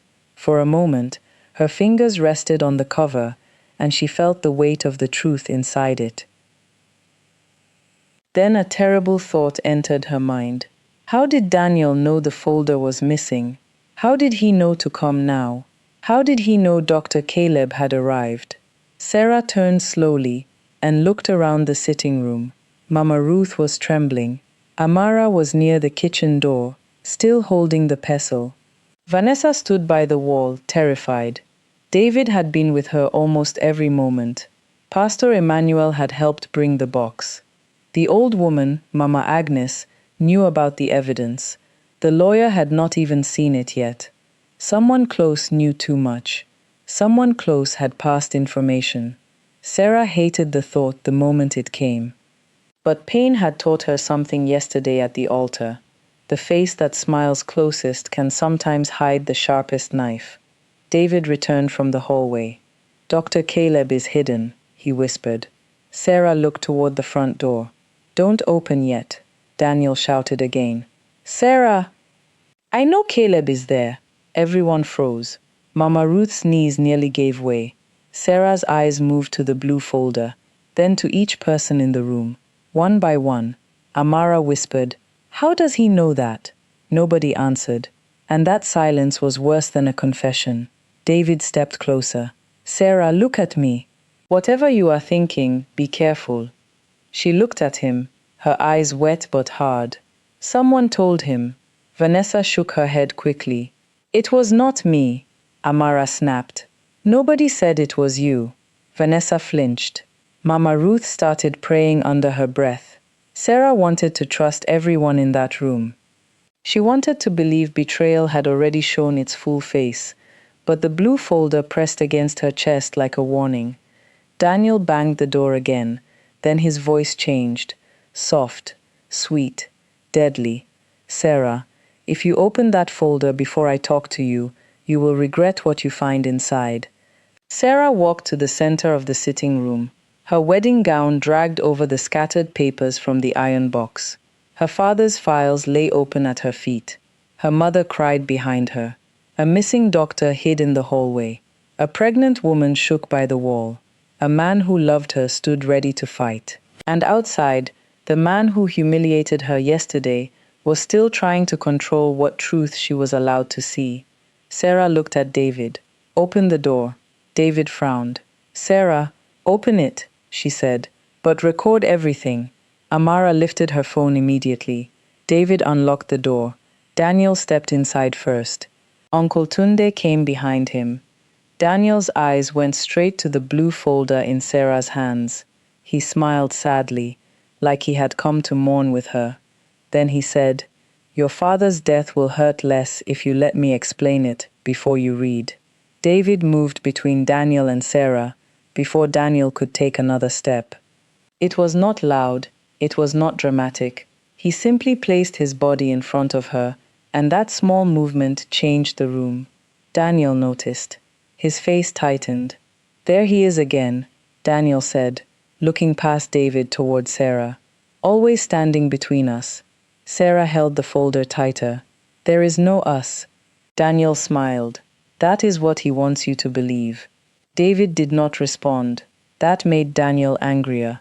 He turned to everyone in the room, including Amara's raised phone. "Let the record show," Daniel said, "that I came here to help, and David blocked me again. Same thing he did at the wedding. Same thing he has been planning for months." Sarah's stomach twisted. There it was again, the same poison, the same trick. If Daniel could not deny the truth, he would muddy the person standing near it. Uncle Tunde sighed heavily, playing the tired elder. "Sarah, my daughter, you are hurt. We understand, but look around you. This man brought a ring to your wedding. Now he is hiding doctors and documents in your mother's house. Does that not trouble you?" David turned slowly toward Tunde. "I am not hiding truth. Your side has been running from it." Tunde's eyes sharpened. "Careful, young man." David stepped closer. "No, sir. You were careful enough for all of us. Careful when you signed papers you should have questioned. Careful when Sarah's father was dying. Careful when you kept visiting this house like family." Tunde's face hardened. Daniel quickly looked at Sarah. "You see, he wants you to hate everyone who knew your father. Next it will be your mother, then your sister. By the time he finishes, you will have nobody but him." Sarah looked at David. For 1 second, the room blurred. Because Daniel's lie was ugly, but it touched a fear she already had. She did not want to be rescued so much that she stopped standing. She did not want David's love to become another cage, even a gentle one. David saw her face, and he understood. That hurt him. She could see it. But instead of defending himself with anger, he stepped aside. Everyone looked at him. Daniel's smile returned a little. David turned to Sarah. "I will not stand between you and any truth," he said quietly. "Not even if the truth makes you doubt me." Sarah's eyes filled. David continued. "Yesterday, I held you because you were falling. Today, you are standing. So I will stand beside you, not in front of you." The room went quiet. Even Amara lowered the phone slightly. That was the difference between a man who loved control and a man who loved dignity. Daniel had held Sarah's hand at the altar to shame her. David stepped away so she could choose. Sarah looked at the blue folder, then at Daniel. "You said it will hurt less if you explain it first." Daniel nodded slowly. "Yes." Sarah's voice stayed calm. "No, I have already learned what happens when I let you speak before the evidence." She opened the blue folder. Daniel moved forward. David did not stop him. Sarah did. She lifted one hand. "Stay there." Daniel froze. Inside the folder were hospital forms, handwritten notes, drug records, visitor logs, and a sealed letter from Dr. Caleb. Sarah's eyes moved across the first page. Her father's name, admission date, condition. Then one line circled in red. "Unapproved visitor entered room at 11:43 p.m. Below it was a signature. Sarah blinked. Her hands began to shake. The visitor was not Daniel, not Madame Patricia, not Chief Bernard. It was someone from her own house. Sarah looked up slowly. Amara frowned. "What?" Mama Ruth stood, terrified. "Sarah, what does it say?" Sarah turned the folder around. The visitor's name was written clearly. Ruth James. Mama Ruth staggered backward, as if the letters had struck her. Daniel smiled softly. "I told you," he said. "Some truths should be explained first." The name on the page broke the room in half. Ruth James. Sarah stared at her mother. Mama Ruth stared at the folder. Amara's mouth opened, but no words came out. Even David looked shaken, though he tried to hide it. Daniel did not move. He stood by the door like a man watching a trap close exactly as planned. Sarah's voice came out thin. "Mummy?" Mama Ruth shook her head slowly. "No." Daniel spoke softly. "Sarah, do not attack your mother. She was only trying to protect you." Mama Ruth turned on him. "Shut your mouth." But her voice trembled too much. Sarah looked down again. The hospital log was right there. Her mother's name. Time of entry. Late night. The same night her father's condition changed. Her whole body went cold. "Mummy, did you go to Daddy's hospital room that night?" Mama Ruth's lips trembled. "Yes," Amara whispered. "Why didn't you ever say?" Mama Ruth looked at Sarah with such pain that for a moment Sarah almost closed the folder. Almost chose not to know, but truth had already entered the room. It could not be sent back outside. Mama Ruth whispered, "Because your father asked me to come." Daniel laughed softly. "How convenient." David turned toward him. "One more word, Daniel." Before Daniel could reply, Vanessa made a small sound. At first, no one paid attention. Then she bent forward suddenly, gripping the edge of the chair. Sarah turned. "Vanessa?" Vanessa's face had changed. The color drained from her cheeks. One hand pressed hard against her lower stomach. She breathed sharply. "Something is wrong." The room shifted instantly. Whatever suspicion had filled the air, fear replaced it. Sarah dropped the folder on the table and rushed to her. "Sit down." Vanessa shook her head. "I am trying." Her knees buckled. David caught one side of her. Amara caught the other. They helped her into the chair, but Vanessa's breathing grew fast and uneven. Mama Ruth forgot her own tears and moved like a mother again. "Amara, bring water." "Sarah, loosen anything tight around her." "David, call a doctor." Daniel stepped forward, suddenly pale. "Vanessa?" Vanessa looked at him with tears in her eyes. "Don't come near me." That stopped him. Sarah knelt in front of Vanessa, still in the wedding gown that had become a strange uniform of war. "Look at me," Sarah said. "Breathe slowly." Vanessa tried. "I can't," she cried. "My mother. They have my mother. And now my baby." Sarah held her hand. For a second, the room disappeared.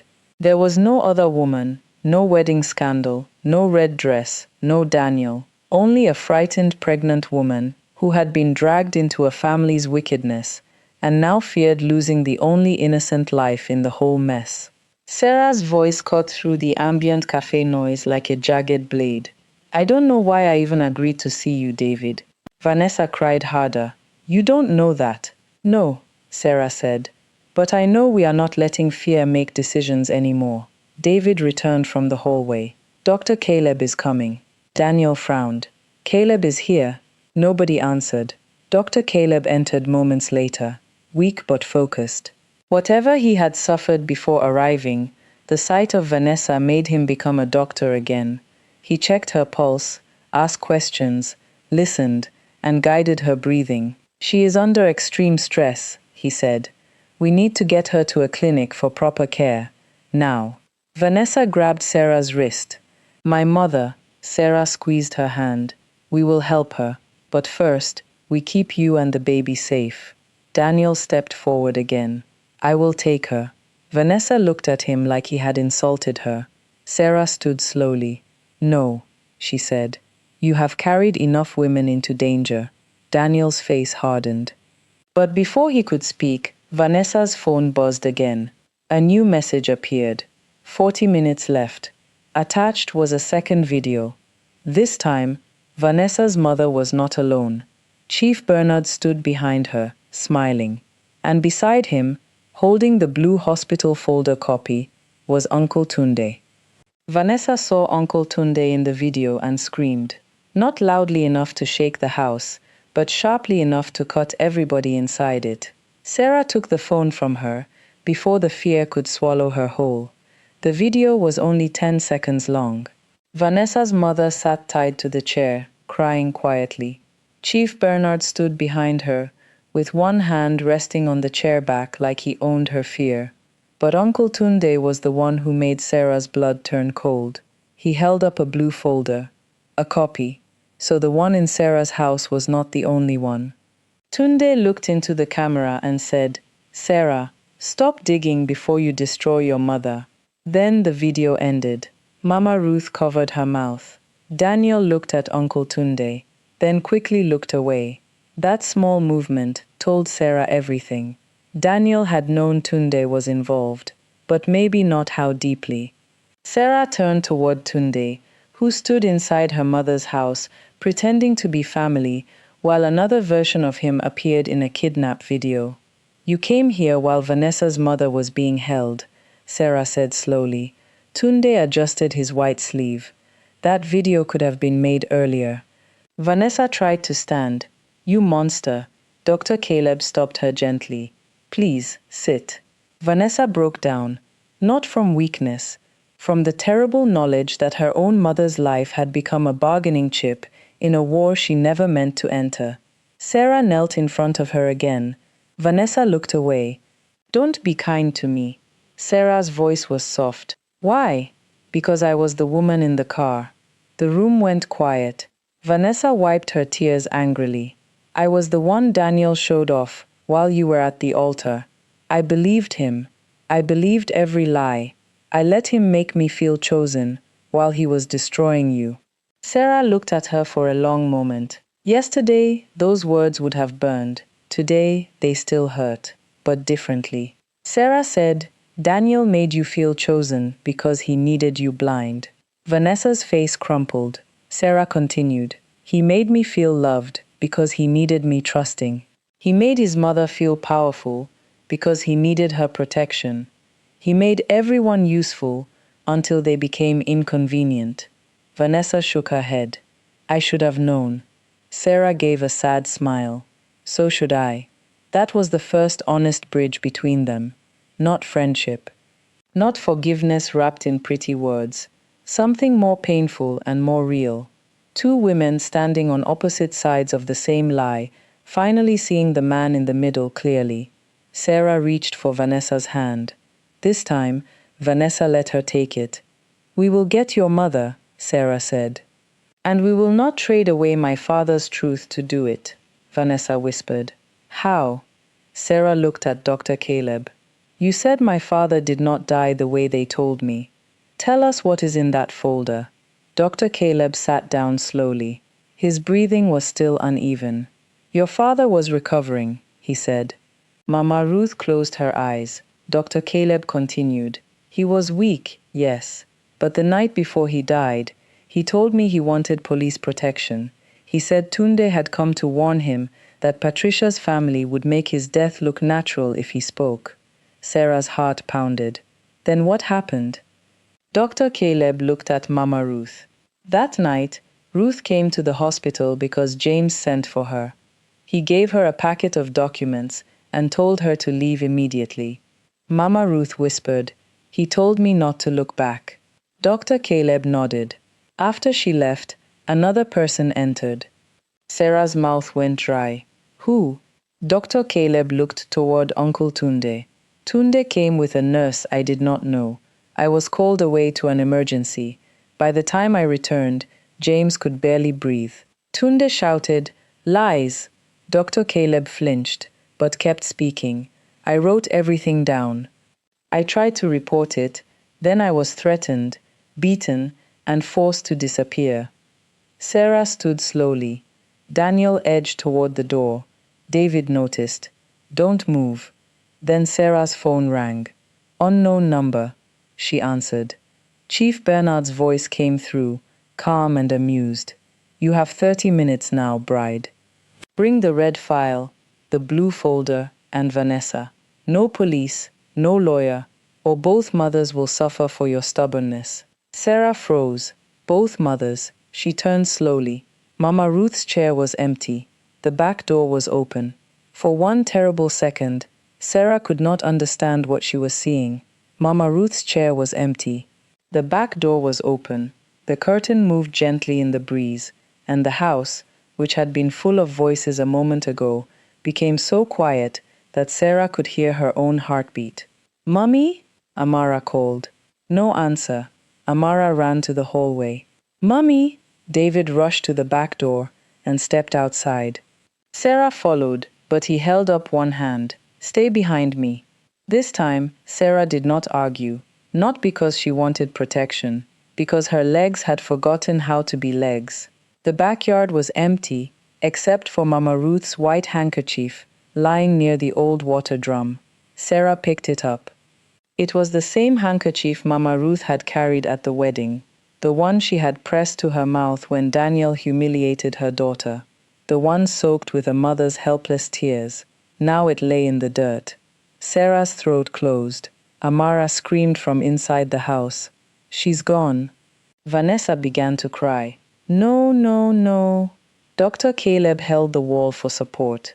David looked at the ground, then toward the back gate. "There are tire marks outside." Sarah turned toward Uncle Tunde.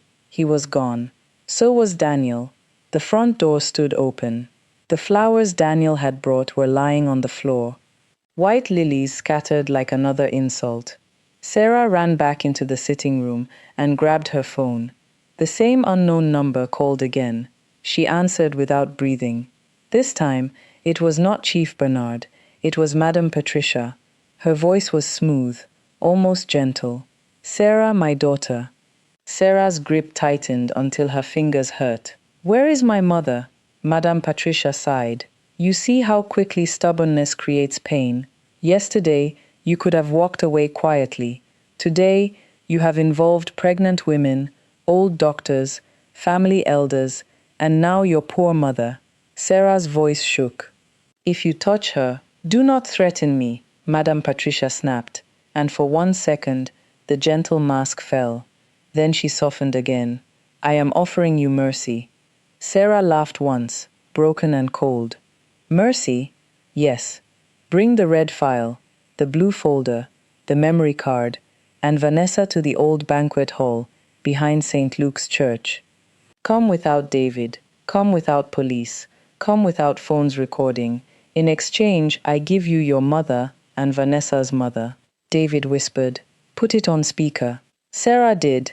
Madame Patricia continued, "And Sarah, wear the wedding gown." Amara's eyes widened. "What?" Sarah's blood turned cold. Madame Patricia chuckled softly. "You wanted dignity in that dress. Let us see how much dignity remains when you beg for your mother in it." The call ended.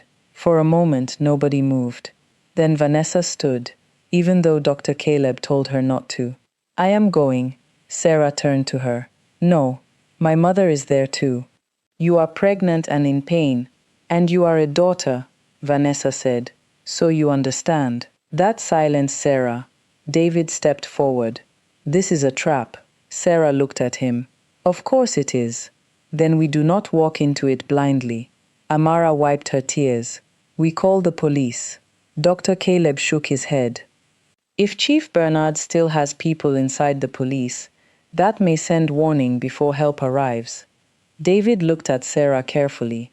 "Then we call the lawyer, Pastor Emmanuel, and Mama Agnes. People Patricia does not control. We make copies of everything before we go." Sarah nodded slowly. But her eyes stayed on the wedding gown. The same gown Daniel had used to shame her. The same gown she wore to stand again. Now Madame Patricia wanted to turn it into a costume of begging. Sarah picked up the white lilies from the floor and threw them into the trash. Then she looked at everyone in the room. "She wants me to come as the bride they broke," Sarah said. Her voice was quiet, but something dangerous lived inside it now. "So I will go as the daughter they failed to bury." David looked at her with fear and admiration. Vanessa touched her stomach and nodded through tears. Amara lifted the red file. Dr. Caleb lifted the blue folder, and Sarah walked into her room. When she came out 5 minutes later, the wedding gown was zipped again. Her veil was gone, her hair was pulled back, and her father's key hung around her neck on a thin chain. But before they could leave, David's phone rang. He answered. His face changed. Then he looked at Sarah. "The lawyer's office was broken into 20 minutes ago," he said. "And the copy of your father's evidence is gone." David's words landed like another door closing. "The lawyer's office was broken into 20 minutes ago," he said. "And the copy of your father's evidence is gone." For a moment, Sarah could not move. She had been standing in her mother's sitting room, in the same wedding gown that had witnessed her shame, her father's key hanging from her neck, the red file and blue folder finally in their hands, and still, Daniel's family was one step ahead. Amara's face twisted with rage. How? How did they know the lawyer had copies? David did not answer immediately. That was the problem. By now, no question felt simple anymore. Every answer had a shadow. Vanessa sat down slowly, one hand on her stomach, her face pale from fear and pain. Her mother was still somewhere in Madame Patricia's hands. Mama Ruth had been taken. Dr. Caleb was shaking from exhaustion. And outside, the whole town was still watching Sarah's humiliation as if it were entertainment. Sarah took the phone from David. "Put him on speaker." David pressed the screen. A man's breath came through the line, fast and uneven. "Sarah," the lawyer said. "Can you hear me?" "Yes," Sarah answered. "Tell me everything." The lawyer, Barrister Okonkwo, sounded like a man who had aged 10 years in one afternoon. "They came through the back window. My clerk was pushed down, but he is alive. The cabinet was opened. The envelope David gave me after the wedding is gone." Sarah closed her eyes. David cursed under his breath. Barrister Okonkwo continued quickly. "But listen to me. They did not get everything." Sarah opened her eyes. "What do you mean?" "I never keep original evidence in the first file," he said. "Your father knew what he was doing. Those documents were not only about land. They are tied to a foundation account, church property, market stalls, and political donations made through Daniel's family company." Amara frowned. "Political donations? Yes," Barrister Okonkwo said. "This is bigger than a stolen inheritance. If those papers are proven genuine, Madame Patricia's family does not only lose property, they lose their public image, business licenses, and every powerful person who has been protecting them." Sarah looked at the red file in Amara's hand. Suddenly it felt heavier, not like paper, like a weapon her father had hidden inside time.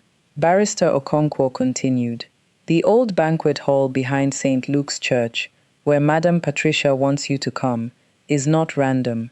It is part of the disputed property." Sarah went cold. "The old banquet hall?" "Yes," he said.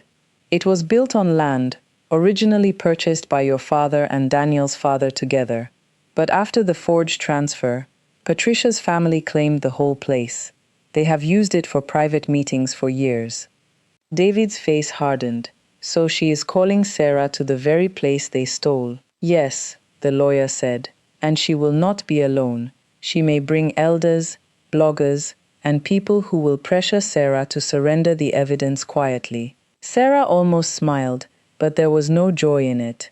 Madame Patricia wanted a second wedding, not with flowers, with fear. She wanted Sarah dressed as a bride again, standing before people again, begging again. But this time, Sarah knew the altar was a trap before she walked to it. "What do we do?" Amara asked. Barrister Okonkwo's voice lowered. "You do not carry the original files there unless copies have been made." David looked at the documents. "We don't have enough time. Take photos of every page," the lawyer said. "Send them to 3 people who are not connected to this town. Send the memory card file to me through secure mail." "And Sarah?" "Yes? If they force you to speak publicly, do not defend yourself like a wounded bride. Speak like your father's daughter." That sentence entered Sarah quietly and stayed there. "Speak like your father's daughter." She looked down at the wedding gown. Yesterday, it had been a symbol of rejection. This morning, it became a symbol of refusal. Now, as the sun began to drop outside the windows, it became something else. Evidence. She was the evidence that Daniel's family could not break everyone they touched. Sarah looked at David. Make the copies. Amara already had her phone ready. Dr. Caleb pulled a chair close and began helping them arrange the pages clearly. Vanessa, though weak, held the light steady. David photographed the red file. Amara photographed the blue folder. Sarah opened her father's memory card on David's laptop. A video file appeared. The title made her heart stop. For Sarah, If I Do Not Return Home. Sarah stared at it. David touched her shoulder gently. We don't have to watch it now. Sarah shook her head. Yes, she whispered. We do. But before David could press play, Vanessa's phone rang again. Chief Bernard's voice came through. Time is up, bride. And then he sent one final picture. Mama Ruth and Vanessa's mother were sitting side by side in the old banquet hall. Behind them stood Madame Patricia, and on the wall behind her was a banner that read, Public Reconciliation Meeting. Sarah's stomach turned. Madame Patricia was not planning to hide this. She was planning to make Sarah surrender in front of everyone. The old banquet hall behind St. Luke's Church looked like a place where old sins came to sit down. Its walls were painted cream, but age had turned them dull. The ceiling fans moved slowly, pushing warm air in circles. Plastic chairs were arranged in rows, and several people were already seated when Sarah arrived. Elders, church members, local bloggers, a few women from the wedding, and some of the same faces that had watched Daniel place the ring in her palm the day before. Sarah stepped out of David's car in her wedding gown. The murmurs started immediately, but this time she did not shrink. David stepped out beside her, but he did not walk ahead of her. He remembered what he had promised. Beside them, Vanessa walked carefully, supported by Amara. Dr. Caleb stayed close with the blue folder hidden beneath his jacket. Barrister Okonkwo was on a video call, recording everything from a distance because he said, If I cannot be there in person, let my eyes be there. When Sarah entered the hall, the room went quiet. Mama Ruth sat near the front, alive but shaken, her wrists free but her face pale. Vanessa's mother sat beside her, crying silently. Two men stood behind them, trying to look like guards without looking like criminals. Madame Patricia stood at the center of the hall, wearing black and gold, not mourning, strategy. Daniel stood beside her. Chief Bernard sat in a large chair near the wall, holding his walking stick like a throne. Uncle Tunde stood behind them, face calm, eyes restless. Madame Patricia smiled when Sarah entered. My daughter, she said loudly, so everyone could hear. Thank God you came. Sarah stopped in the center of the hall. Do not call me your daughter. The room stirred. Madame Patricia's smile tightened. Pain is speaking through you. We understand. No, Sarah said. Truth is. A blogger raised his phone. Another person started recording. Madame Patricia lifted her hands toward the room. Everyone here knows what happened yesterday was painful, but families must settle matters with wisdom. Sarah is hurt. Daniel is hurt. Both families have made mistakes, Amara whispered. Both. David's jaw clenched. Sarah said nothing. Madame Patricia continued. We are here to end this shame. Sarah will hand over the files taken from a private family matter. Daniel will apologize for the way he ended the ceremony. Then both sides will release a joint statement and move on. Mama Ruth tried to stand. Sarah, don't. One of the men behind her stepped closer. Sarah's eyes sharpened. David saw it too. Daniel stepped forward suddenly. Mother, he said quietly. Enough. Madame Patricia turned her head slowly. What did you say? Daniel swallowed. His face looked strange. Not brave exactly. Not innocent either. But frightened in a new way. Enough, he repeated. Chief Bernard sat up. Daniel, Madame Patricia warned. But Daniel's eyes were on Sarah. I did many things, he said, but I did not agree to take her mother. The hall went silent.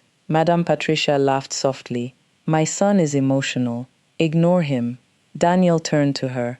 You told me it was only pressure. You said Mama Ruth would be kept somewhere comfortable until Sarah signed. Vanessa gasped. Sarah's heart beat once, hard. Madame Patricia's face became stone. Daniel looked around the room, finally realizing he had spoken too much.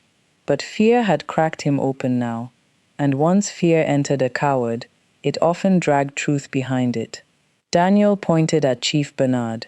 He said if Sarah kept digging, the hospital records would expose everyone. I asked what he meant. Nobody told me. Then Uncle Tunde came. Then they said Vanessa's mother had the recording. I swear, I did not know they would take her too. Vanessa's mother began to sob. Chief Bernard stood slowly. Shut your mouth, boy. Daniel's voice rose. No, I will not go to prison for all of you. There it was. Not repentance. Self-preservation. But sometimes truth does not come from courage. Sometimes it comes from panic.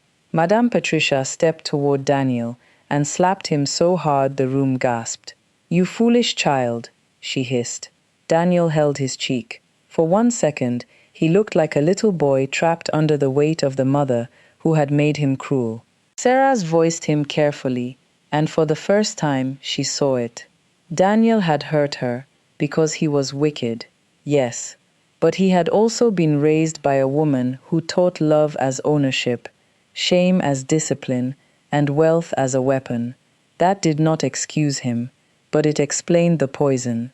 Daniel looked at Sarah, eyes wet. I can testify, he whispered, if you protect me. Sarah almost laughed. Even his truth came with a price. Madame Patricia turned to the room quickly. You see? Emotional blackmail. This is what Sarah's family does. They twist young men against their mothers. Then Sarah lifted her father's key from her neck. No, she said. Your son is not turning against you because of me. He is turning because the house you built is falling on him too. Chief Bernard raised his walking stick. You brought the files. Sarah looked at him. I brought something better. David stepped forward and connected his phone to the hall's old projector. Madame Patricia's face changed. Sarah looked at the blank wall as the video loaded. Her father's face appeared, older, sick, alive. The hall went dead silent. And then James, Sarah's father, looked into the camera and said, If Patricia is watching this, then I know she finally came for my daughter. Sarah forgot how to breathe. Her father's face filled the wall, not as a photograph, not as handwriting, moving, blinking, speaking. He sat in a hospital bed, thinner than she remembered, but his eyes were still the same, gentle, tired, wise in that painful way people become when they know time is leaving them.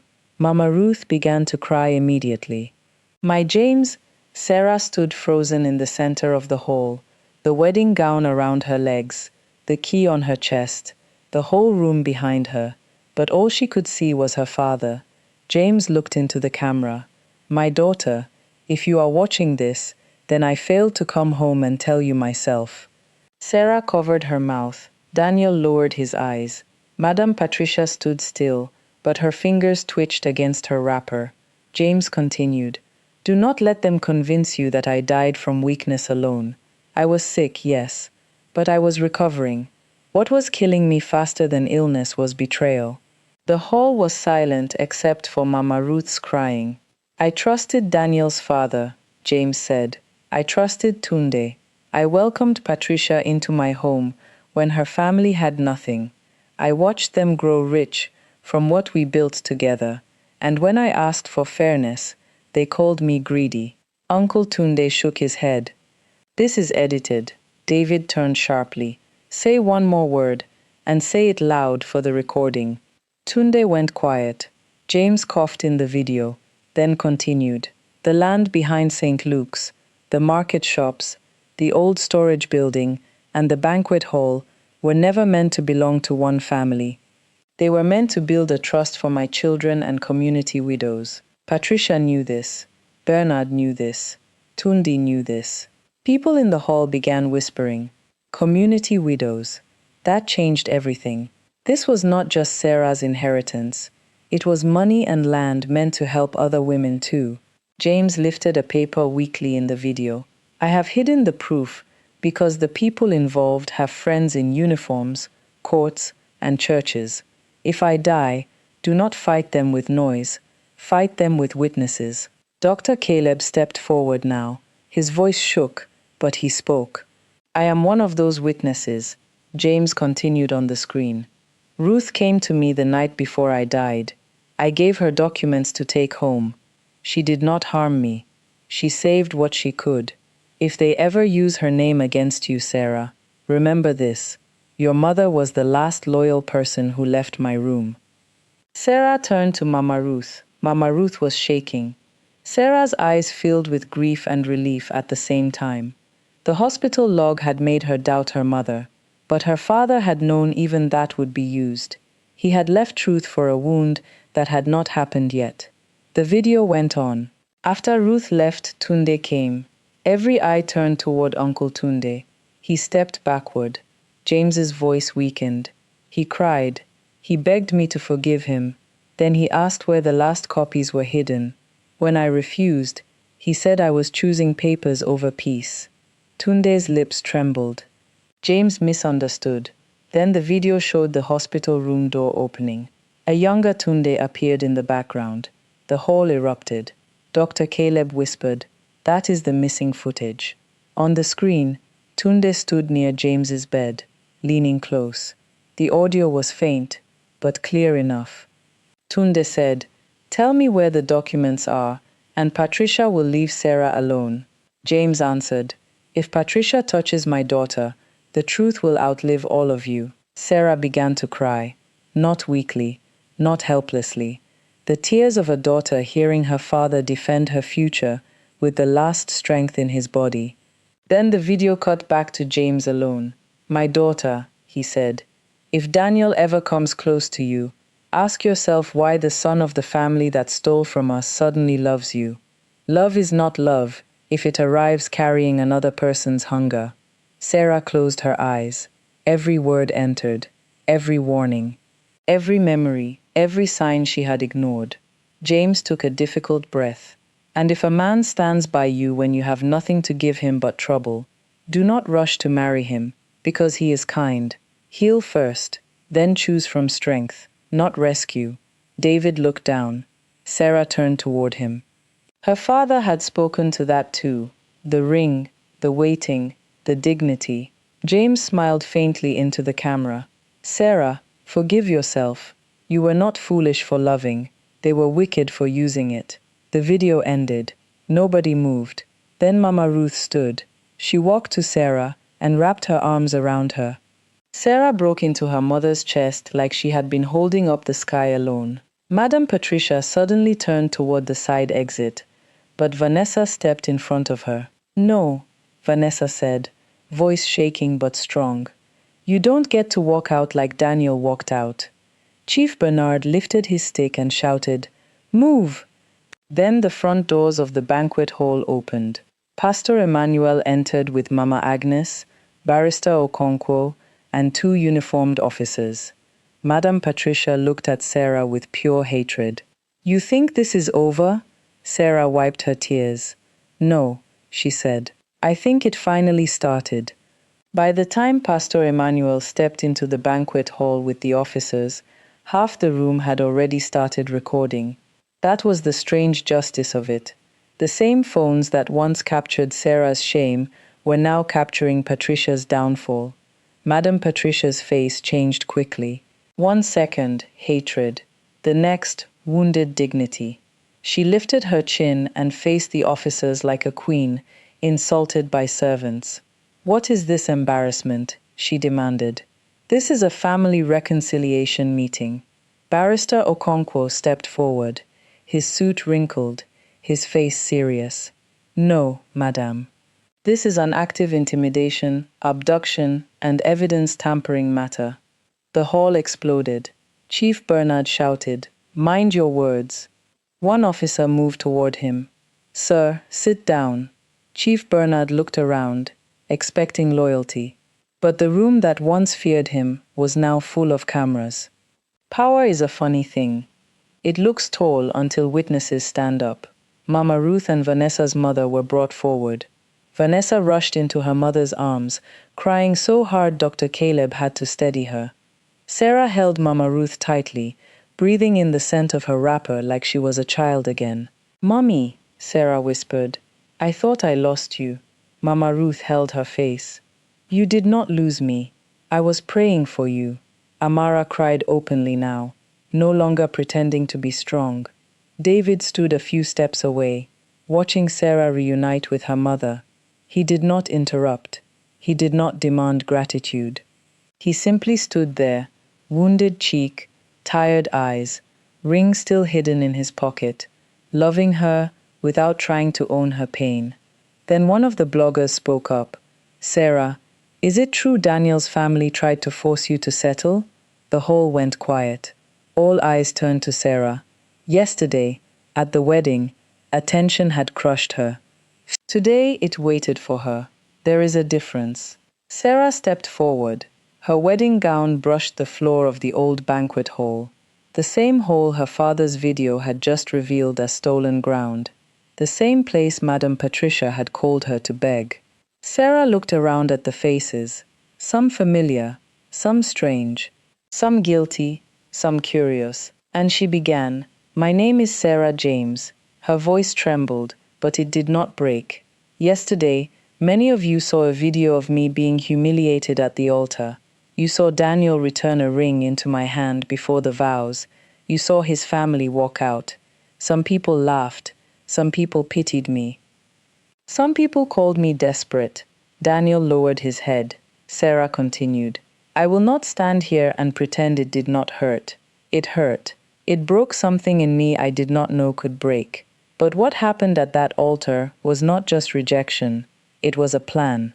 Madame Patricia laughed bitterly. "Here we go." Sarah turned to her. "You have spoken enough." The room went still. Sarah faced the crowd again. "My father left evidence before he died. Evidence that his land, his work, and his trust were stolen by people who later tried to marry their son into my life so they could finish what they started." The murmurs grew louder. Sarah lifted the key hanging from her neck. "This key opened the truth my father left behind.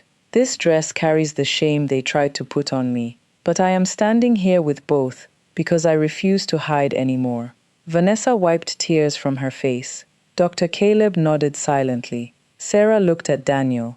"You humiliated me because you thought my worth depended on you choosing me."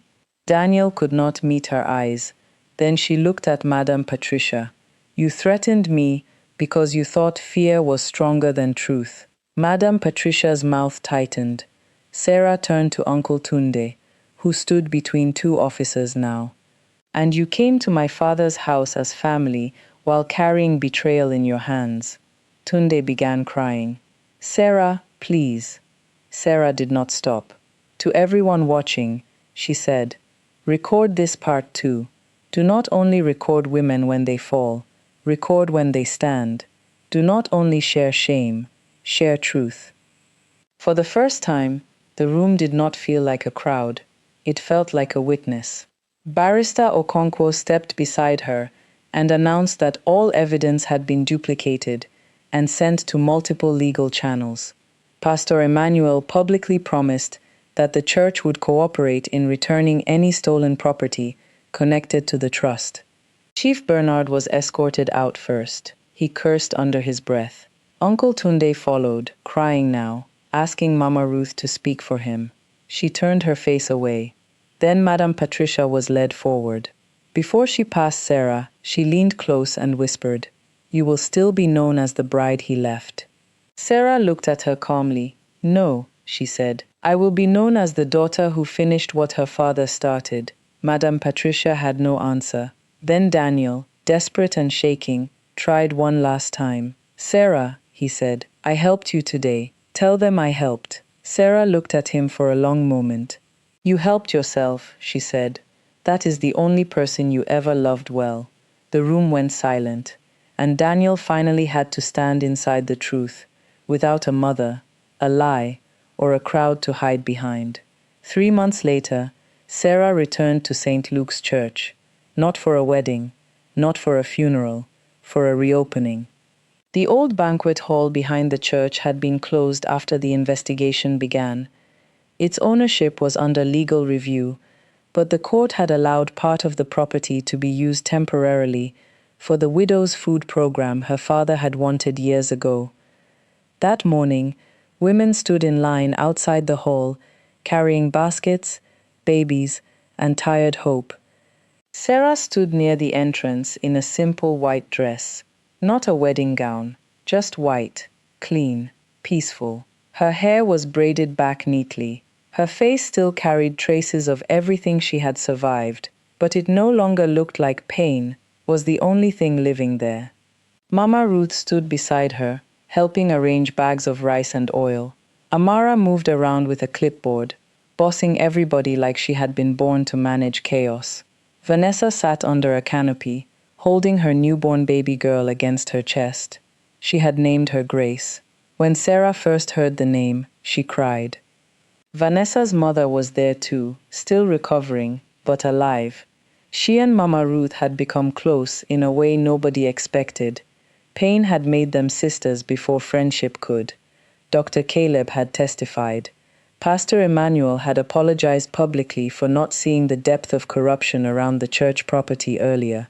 Barrister Okonkwo was still fighting the legal battle, but the stolen documents, the hospital video, and Dr. Caleb's testimony had changed everything. Chief Bernard's businesses were under investigation. Uncle Tunde had confessed to witnessing forged transfers in exchange for money, though he continued to claim he never intended for James to die. Madame Patricia had not apologized. People like her rarely did, but she no longer walked through town like a queen. Daniel tried to release one more video claiming he was also a victim of his family. Nobody cared. That was the cruelest punishment for a man who loved attention, to be ignored. Sarah watched the widows receive food in her father's name, and for the first time in years, grief did not feel like a locked room. It felt like a door opening. Then David arrived. He wore a simple navy shirt and dark trousers, not a suit. The mark on his cheek was gone, but Sarah still remembered it. She remembered everything. He stopped a few steps away from her. "Good morning, Sarah," she smiled. "Good morning, David." There was still gentleness between them, and space. The kind of space love gives when it is not trying to rush healing. For 3 months, David had stayed close without pushing. He helped with lawyers, he drove Mama Ruth to meetings, he checked on Vanessa's baby. He sat outside Sarah's house some evenings and talked about ordinary things, like rain, food, childhood, and how people can survive what they thought would finish them. But he never brought out the ring again, not once. Sarah respected him more for that. They stood together near the entrance of the hall, watching Mama Ruth laugh at something Vanessa's mother said. Sarah spoke first. "My father said something in that video." David looked at her. "Which part?" "He said I should not rush to marry a man because he is kind. That I should heal first." David nodded slowly. He was right. Sarah looked at him. "You were hurt when I closed the ring box." He smiled softly. "A little. I was not rejecting you. I know. I was choosing myself." His smile deepened, but his eyes grew wet. "I know that too." Sarah looked down at her hands. For a moment she saw them as they had been at the altar, one palm open, Daniel's ring lying inside it like shame. Then she saw David's ring box closing under her hand. Not rejection, waiting. Sarah took a breath. "I am still healing," she said. David nodded. "Then heal. But I do not want fear to decide everything anymore." He looked at her carefully. She reached into the small white purse at her side and pulled out the black ring box. David froze. "You kept it," he whispered. Sarah smiled through tears. "Mama Ruth kept it first. Then she gave it to me when I was ready to look at it without crying." David did not move. Sarah opened the box. The ring was still there, simple, quiet, patient. She looked at him. "I am not saying yes today. David breathed out a small laugh, tears in his eyes. I did not ask today. I know, Sarah said, but I want you to know something. She closed the box gently and placed it in his hand. When the day comes, I do not want you to step up because I fell. I want you to stand beside me because I am standing too. David held the box like it was sacred. That is the only way I would want it, he said. Across the courtyard, Mama Ruth called, Sarah, come and take a picture before Amara fights everybody. Sarah laughed, a real laugh, small but free. She and David walked toward the women together, not as bride and groom, not yet, as two people who had seen shame, truth, fear, and courage, and still believed something gentle could grow after all of it. Sarah looked up at the sign newly placed above the hall entrance. James Widow's Trust Hall, her father's name, restored, her mother's dignity, restored, her own voice, restored. And somewhere in David's hand, the ring still waited, not as rescue, not as pity, not as proof that she was wanted. Sarah already knew she was worthy. The ring waited for love to meet her there.